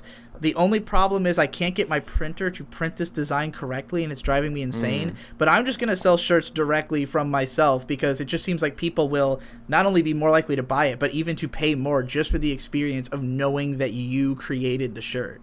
So might be true. Might be true. Yeah, I'm gonna A/B test this shit, Word. But I have an amazing design that I cannot wait to put up for sale. All right. Quick aside, I just want to say, to add to the pile, my Cop Killer Pride shirt sucks. Teespring sucks. No, well, my fucking Rowdy Pride shirt sucks. You idiot. No, that's not what I meant. This can't be happening. Who could have predicted this twist of fate? All right, next voicemail. This is from the Eroge Samurai. Go. PCP の皆さん。Hello, PCP の everybody. I am the Eroge Samurai. Sorry for my English. I am calling you today to ask you about my little brother, Hentai Samurai. As you may know, my little brother is very smart and works at the porno store to raise the temperance to the erotic sexy lady. However, he went on a trip to America to visit his friend Digital Bro. Now I cannot find him. So I am asking you, PCP no everybody, to help me find my little brother.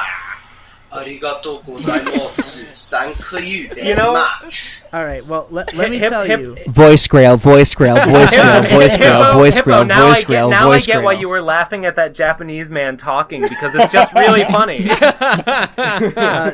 right, Digi, what do you got? Hentai Samurai has never mentioned anything about having an older brother, so I'm gonna have to call shenanigans on that. But he's around. Okay. He's still living with me. Maybe it's like an Aniki situation, like a spiritual big brother. It could be. I don't know. Maybe. He's told me about a video idea that he has, but he's being a real prima donna, and he will not record until I build his porno pagoda.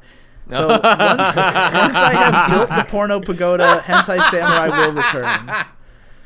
Amazing. What's the porno pagoda going to consist of? You'll see. Okay. If I get around to it. Rest in peace. I hope to hear from him soon. He refuses to do it himself. He says that he's too good for that. As a proper samurai, he's right. You know, that's for the low level swine. Yeah. Okay, next voicemail. This is from AJ. Just AJ. I don't think it's AJ Shoop. Shoop? No, I don't think so. Okay, AJ, take it away. This is a question more for Gib and Nate, being as you guys are the podcast boys. Are you at all concerned with the ending of One Piece fast approaching, and it being a disappointment for the 25-year investment that we've put into the series? I ask because of the recent ending of Game of Thrones really just put a sour taste in my mouth regarding the conclusion of long-running series. And I realize that the HBO writers are fucking hacks and that Oda is a god, but it's still a concern that I have with the series. Anyways, thanks for taking the time to listen to this, Nate. Have a good one. Of course. All right.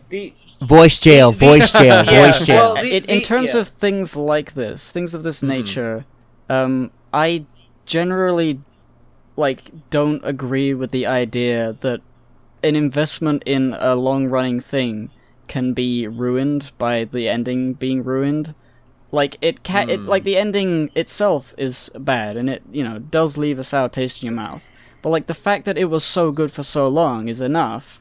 It's not the best thing it could be, but I don't see why it's the journey, it's not the destination. Yeah. For One Piece, definitely. If Oda died, which is the only way I could see it becoming bad by the end, and then someone else has to write the final few chapters or something. If that happened, and it was a little bit, not as good, it would be obviously sad, especially since he is dead. But yeah. But One Piece is so good. It's already influenced me and inspired me so much in my life that I wouldn't be I wouldn't commit seppuku. I think that guy has nothing to worry about because there's already been a review of the ending of One Piece. It's from that one kid who was dying or something, right? The kid whose Make-A-Wish before he died was to know the ending of One Piece, and when he was told it, he cried and said, "One Piece is beautiful." Yeah, that's true.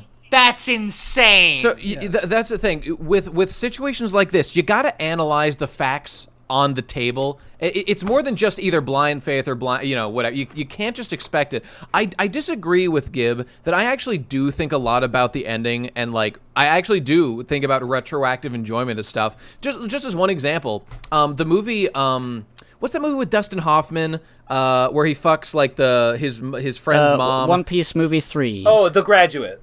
Yes, thank you, The Graduate. So The Graduate is a really good movie that I enjoyed a lot watching it, but it was the ending. Like you watch. I'm just gonna spoil The Graduate for you a little bit just to make my point. But it's like whatever. He fucks around.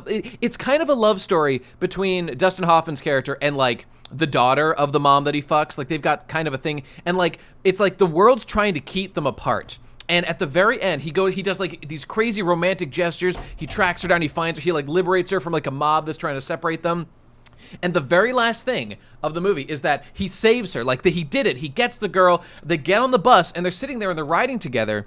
And like all of a sudden it gets quiet. Like they've escaped. They're on a bus. They're driving away and they're not saying anything. And they're just kind of looking at it very awkward. And the movie is clearly conveying that like, oh my God, like we don't actually know each other that well. Like we kind of just got caught up in this fucking like romantic illusion and we don't really care about each other that much. Like why did we do any of this? And if the movie had not, like that one moment, me realizing what the story had been to that point, it recontextualized the whole movie. So in this case, that was like a retroactive, like appreciation of what the movie had been doing and made it so much better. And in the same way, you could have, like, Oda had the ending plan from the start, is what he says. I believe that he probably has shifted some things around a little bit, some of the details, but I believe that, like, personally, I think it's going to end with, like, the adventure continues kind of thing. I mean, well, okay, I don't even know if I want to say it, because, like, I mean, we know, like, the fan theories are there, and, like, the writing is on the wall for, like, what the ending is and what One Piece is. Yes, that's true. That's true. Well, I guess I won't go into it. So, like, the theories are really good, and they seem like the good news is, what I know, or what I theorize, with pretty decent reason, I think, they really do, like, reinforce like the themes of One Piece in a meaningful and solid way that like but the thing is, like, if the ending for whatever reason Oda dies, someone else takes place, Oda gets a brain hemorrhage, or he just turns out to be a hack, and like the ending in some way, you thought One Piece was good this whole time. Yeah, turns out you were wrong. Okay, but that's the thing. Like, if it turns out that the ending that he had planned all along just flies in the face of the entire point of the story and, like, the values of, like, personal treasure and it being about the journey, not the destination, and like, all, like, if for some reason the ending refuted all of that and, like, this was the point he was building up to, like, I don't think it's crazy to, like, have your experience, like, with your new knowledge of the series be soured, like, by that ending. And because like, a lot of people do this. Like, take Mass Effect 3, for example. That story was written, and, like, they were gonna make up the ending later. But I think it's almost immoral. I think it's kind of fucked up to make a story and to not have a meaningful conclusion at the end of it. Because you're, like, stringing the... I know it's weird and controversial. That's kind of broad. Yeah. But it's so strange to me.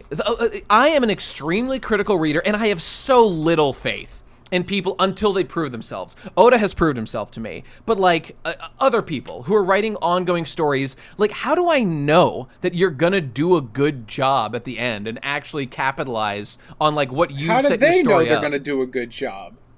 Well, I don't. They're just doing what they can. Like if... Because there's a whole school of writing where you just... This is just that I'm just uncomfortable with ongoing narratives, honestly. That's really what it is. There's the gardener versus the architect. And a gardener is one that like, plants a seed and lets it grow and kind of just cultivates it as it goes. And that's like when you just kind of start writing and see what happens. And you have the architect, which plans everything out before they start building anything. You know, the thing is, I kind of am more comfortable with that architect model. And frankly, I'm suspicious of the gardener model. Nate. Oh, there's so much, like, great fiction that has been written serially and, like, without a clear ending in mind. You can't. I'm not gonna sit here and let you fucking write off, like, a whole swath of human endeavor like that. Is that what the Vapors has been? I'm not saying...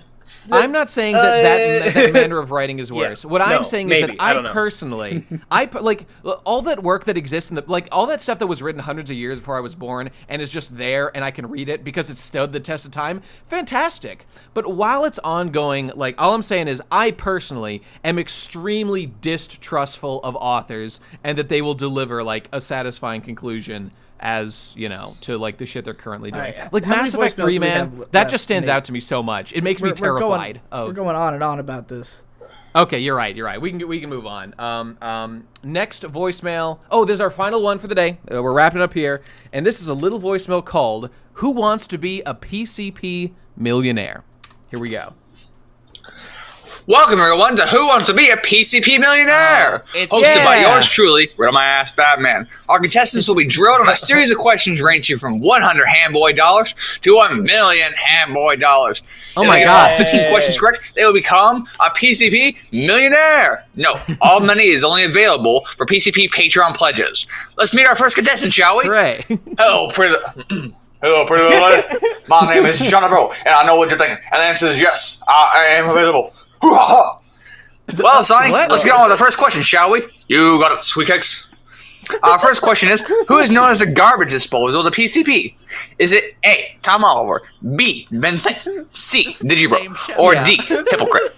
I'm going to go with B, Ben Leftover Saint. Final answer. You are correct. Well, that's all the time we have for today. Would you like to shout one out, Johnny Bravo? I'll let to shout out my mama, the sweetest one in the world. Thank you, brother. Tune in next time to find out what else happens. Same PCB time, same PCB channel. This is just a tidal wave of emotions. This is the same show. It's the same show, but better because it's new. It's not better. It's not better. The same PCB time, same PCB channel was a Batman thing, and now it doesn't make sense. It's still Real Mass Batman is still the host of Who Wants to Be a PCB Millionaire. Yes, I got that. Wait. Canonically, okay, I get what you're saying. Canonically, he is a Batman adjacent. Yeah, he is the Batman.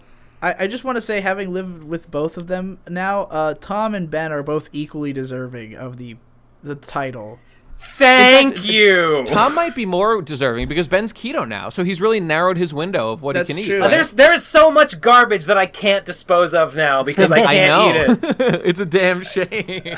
God damn, I gotta go fucking eat one of my fucking keto rolls because I'm so mad. I won't be so mad anymore. All right, that's it, people, though. That was the last message. Thanks for listening. Okay, let's run through our fucking links. Patreon.com/The Pro Crastinators. What was our last bonus episode? Anybody remember? The fuck was that? Feels like forever ago. Was it quizzes? No, Game of Thrones. That's right, it was Game of Thrones. Oh yes, of course. Dead. That one's not going to age well.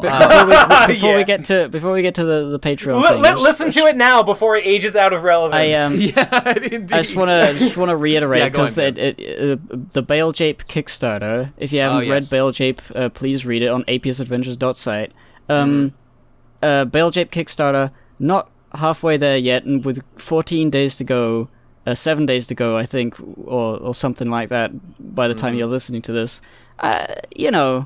just I want my pump plush. Donate money now, you fucks. Yo, Gib, I did what I said. Me and Michelle, we upped our pledge to the full get a fluffy boy amount. So we're in there. We're in there. We did it. There we go. I'm committed. So people, if even I, Nate, can pony up some fucking dough, which I want this plush, then reach into your wallet, you fat fuck. I feel like even if everybody who was thinking about it bought one, it wouldn't get to the threshold at this point. No, if you haven't seen Bale JAPE finale, go watch it, and you'll be like, how could I not want to plush of this incredible character? Immersed in the character lore, god damn you! Go read it now!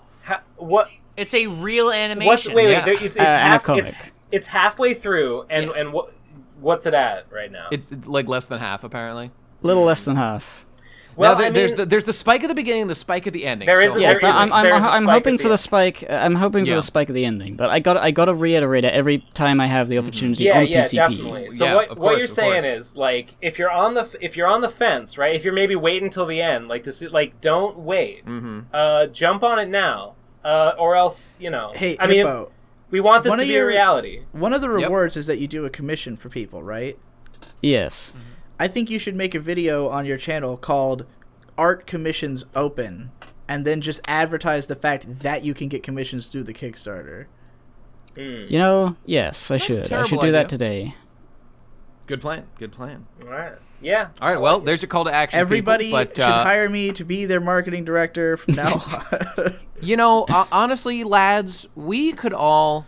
You know what? I watched that video. You know what I watched the other day? I watched that deleted video from Psy bashing Digi and going on about how Digi's. Okay. Whoa! I haven't it wasn't even seen that this. much of a bash. I haven't seen this. I didn't even know this existed. What are you talking about? This was I'm not even trying to put Psy on blast because he deleted it. No, but like, I just thought it was actually interesting and not even that bad. I mean, Psy made a video in response to Digi's rant about him. And to me, maybe he was a little mad, but mostly he just seemed to be analyzing Digi. This is a Psy rant. I would be mad.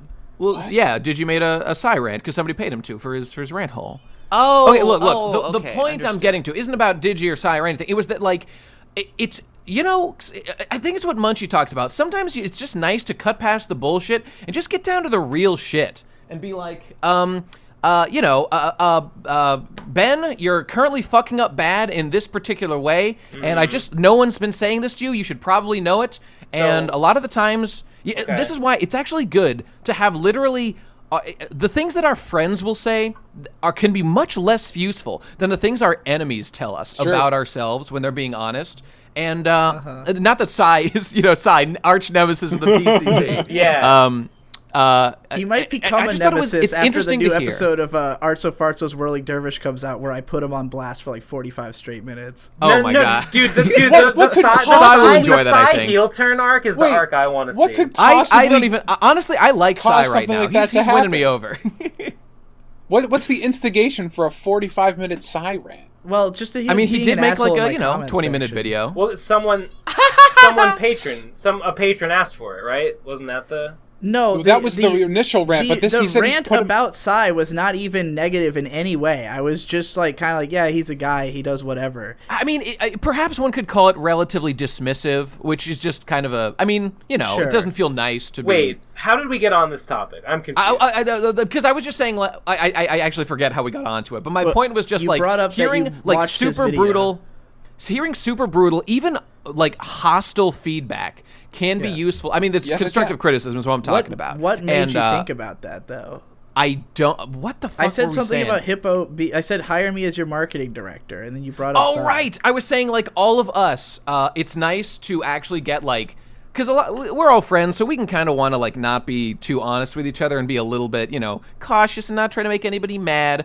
But sometimes you need some brutal honesty about stuff. And well, I mean, I feel like in this friend group we do the brutal honesty more often than like a passing friendship. Well, hey, I'll just speak for myself. I definitely pull my punches sometimes, like just with everyone in the world, because I'm like, yeah, I could be like super critical and maybe more aggressive on this point, but I'll just say in a really nice way that perhaps isn't even making the point fully. I mean, I think about how I do that sometimes. For me personally, and I think most of us here would agree, when it comes to you guys discussing my work or whatever not, I would much rather you be honest and I get pissed off and then make changes that'll make it better than to have my ego fluffed and fail long term. I mean, what's personally, I kind of just assume that everybody in the group has more in mind than what it's rare that I think someone makes a decision or is doing something that I don't think you realize what the consequences are. Like, what pisses me off about people like Psy, and I go on and on about this in the Whirling Dervish podcast, is the fact that they're pitching their criticism with no understanding of why, like, what the actual logic is behind the decisions I'm making, I mean, they've just got a limited perspective, that's all. They have an extremely limited perspective. But that kind of criticism can also be valid, useful in a way. Because, it can be helpful, but like, what are my optics I'm projecting? I think it's important to have that. It's when those people think that they know more than they do that it becomes annoying to me. I can certainly see how that could be annoying, especially for the subject of the rant. When it comes to you guys, like, I know a lot about what your intentions are and what you're trying to do, but if I see something and I don't immediately think like, oh, this is the best decision they could be making, I don't then jump to, wow, I can't believe they're doing this. That makes no sense. I think, okay, well, let me try to engineer like, why would I make a decision like that? Yeah. And, like, I just tend to assume that you have some logic, or even if it is a bad decision, that that you have been aware. Like, if somebody were to criticize me for spending so much time on, like, if someone were to criticize me for spending a lot of time on IM Games when it was not a profitable venture, I would say, yeah, I knew that when I was doing it. Like, the point of, like, Tom brought up many times as we were doing it, like, why aren't we just covering more popular games? Why are we, you keep saying that this is supposed to be a non-passionate business-like venture, but you're not approaching it that way. And I would go, yeah, I know. I have a problem. There's something wrong with me. I don't know how to make don't know how to make corporate content. I'm bad. I'm sorry. Well, see, Digi, like, that's the way you think, though, because, like, I don't do things. Like, I don't always consider, like, the consequences. I'm basically always blind, just flailing around. Like, sometimes I do something good, and I'm like, oh yeah. But, like, I really would like criticism of Belgium. Like, I know people like it. And like, all that. You but, probably like, suspect for probably being too nice, right? Like if you make a product and like it's not exploding in popularity, and all your friends say like, oh yeah, I really liked it. I mean, a part of me is like, well, what the fuck, dude? Like, why are you exaggerating how much you like it? Clearly, it's not that good, or some shit like that. Dude, I think that way all the time. I mean, right? The problem I hate all of you because I know you're all lying to me. I know. A little bit. In my heart. I'm always of two minds about it, because on the one hand, it's like, what you really have to ask me is not like, what do you think of it? It's like, I have to know, what is your intention? Is your intention for this thing to be popular, or is your intention for it to be something that you enjoy making that is good? Because, like, I can tell you, like, all the reasons I enjoy Bale Jape, but if you want to know, like, why is it not successful, that's an entirely different set of parameters. I kind of know. I kind of know why. I kind of know why it's not successful, because it's just the way it looks is not like eye-grabbingly like, oh, this is a good drawing. And just I mean, the biggest thing to me is just the release format is not even something that, like, how the fuck do you promote it? It's that's fair. If you don't know what Homestuck is, it's very confusing, Like, if you've never read a comic like this. On this subject, this reminds me of the thing that I heard that I most liked about ContraPoints, when I was listening to I forget what video this is from, and I thought this was interesting. I think it was in the Traps video or whatever. She just talked about how, like, there was a time in her life where when she was transitioning, still, like, early in her transition or something, she went to 4chan, like, to, like, the like, transition threads on, like, the LGBT board or whatever it is, and, like, specifically almost intentionally sought out the most harsh, the most negative criticism, like calling her, like, an ugly tranny, like, you'll never pass, like, blah, blah, blah, shit like that. Like, specifically because it felt refreshing to hear, like, kind of brutal, perhaps, like, exaggerated honesty of, like, how, because everyone around her was being so nice all the time and, like, not giving her the real shit, and it feels inauthentic. And so, like, I mean, I respect that, and I totally... I think we all kind of crave that kind of real, I don't know, rawness from people. I don't so much because, and I feel similar to something Jesse said before, that, like, none of you will ever have a more biting criticism than what I have for myself. Like, I'm extremely critical of my own work. I just don't trust my judgment that much. Like, I think that, like, if anything, I have to assume that it's better than I think it is, because I know that most people aren't going to be thinking about it as critically as I am. That's fair. That's fair. I had no idea that we were, like, supposed to be, like, not unsheathing our swords and, like, completely, like treating each other like we're passive babies this entire time. I didn't know that's what we were doing. None of you guys do things that I dislike? Look, intentional or not, intentional or not, we can't help but probably be a little nicer than we would be, or perhaps a little less honest, I feel like I'm a total than we would with, like, asshole people that we have no. Guys. Look, like, imagine you're with your girlfriend. Like, are you really going to be as brutally honest about, like, how your girlfriend looks on any given day as you would with just some girl? Like, no, the answer is absolutely not. That's different, because we're not going to fuck each other. I have a friendship invested with all of you, and I try unconsciously. I try not to rock the boat. I'm a lot more critical towards people who I know who I know aren't going to disappear if I say something. Like, I wouldn't criticize some random fucking person because but that's exactly the issue. It's because you've got a relationship that you could jeopardize if you're like too mean to. I mean, maybe I'm literally the only one like this. I think that I'm too calculating in my thinking. To me, it puts the relationship more in jeopardy for me to be dishonest or to be not clear about what I'm thinking because I think that's the right way to look at it, Digi. I like that. I wish more people felt that. That opinion, though. Let's say that somebody like made. Let's say that May cooked me a meal and I didn't like it, and I pretended I did, and then she continued making that same thing over and over again. Eventually, at some point, I'm going to boil over and be like, look, I really don't like this. And, like, it's going to be like, why didn't you tell me all this time? I've been making this for you. And it's not her fault. If I eat something and I don't think it's good, I'm just going to say right away, like, well, like, I might not be like, oh, this is disgusting. Well, she probably wouldn't make something disgusting. But, like, if I don't like it, I'm going to say, well, you know, this isn't really my thing, or like, you know, maybe this would be good, but like something went wrong in the process, like, you know, because it's better for both of us. Not only will she be able to, like, you know, work through the cooking better and like turn out a better product, because, you know, she has to eat it too. So if anything, my criticism might help both of us to get to better meals. We all agree that's how we should operate, but I mean, I'm questioning whether people actually do that. I do. I'm curious. Don't get me wrong or anything. I don't think that this is like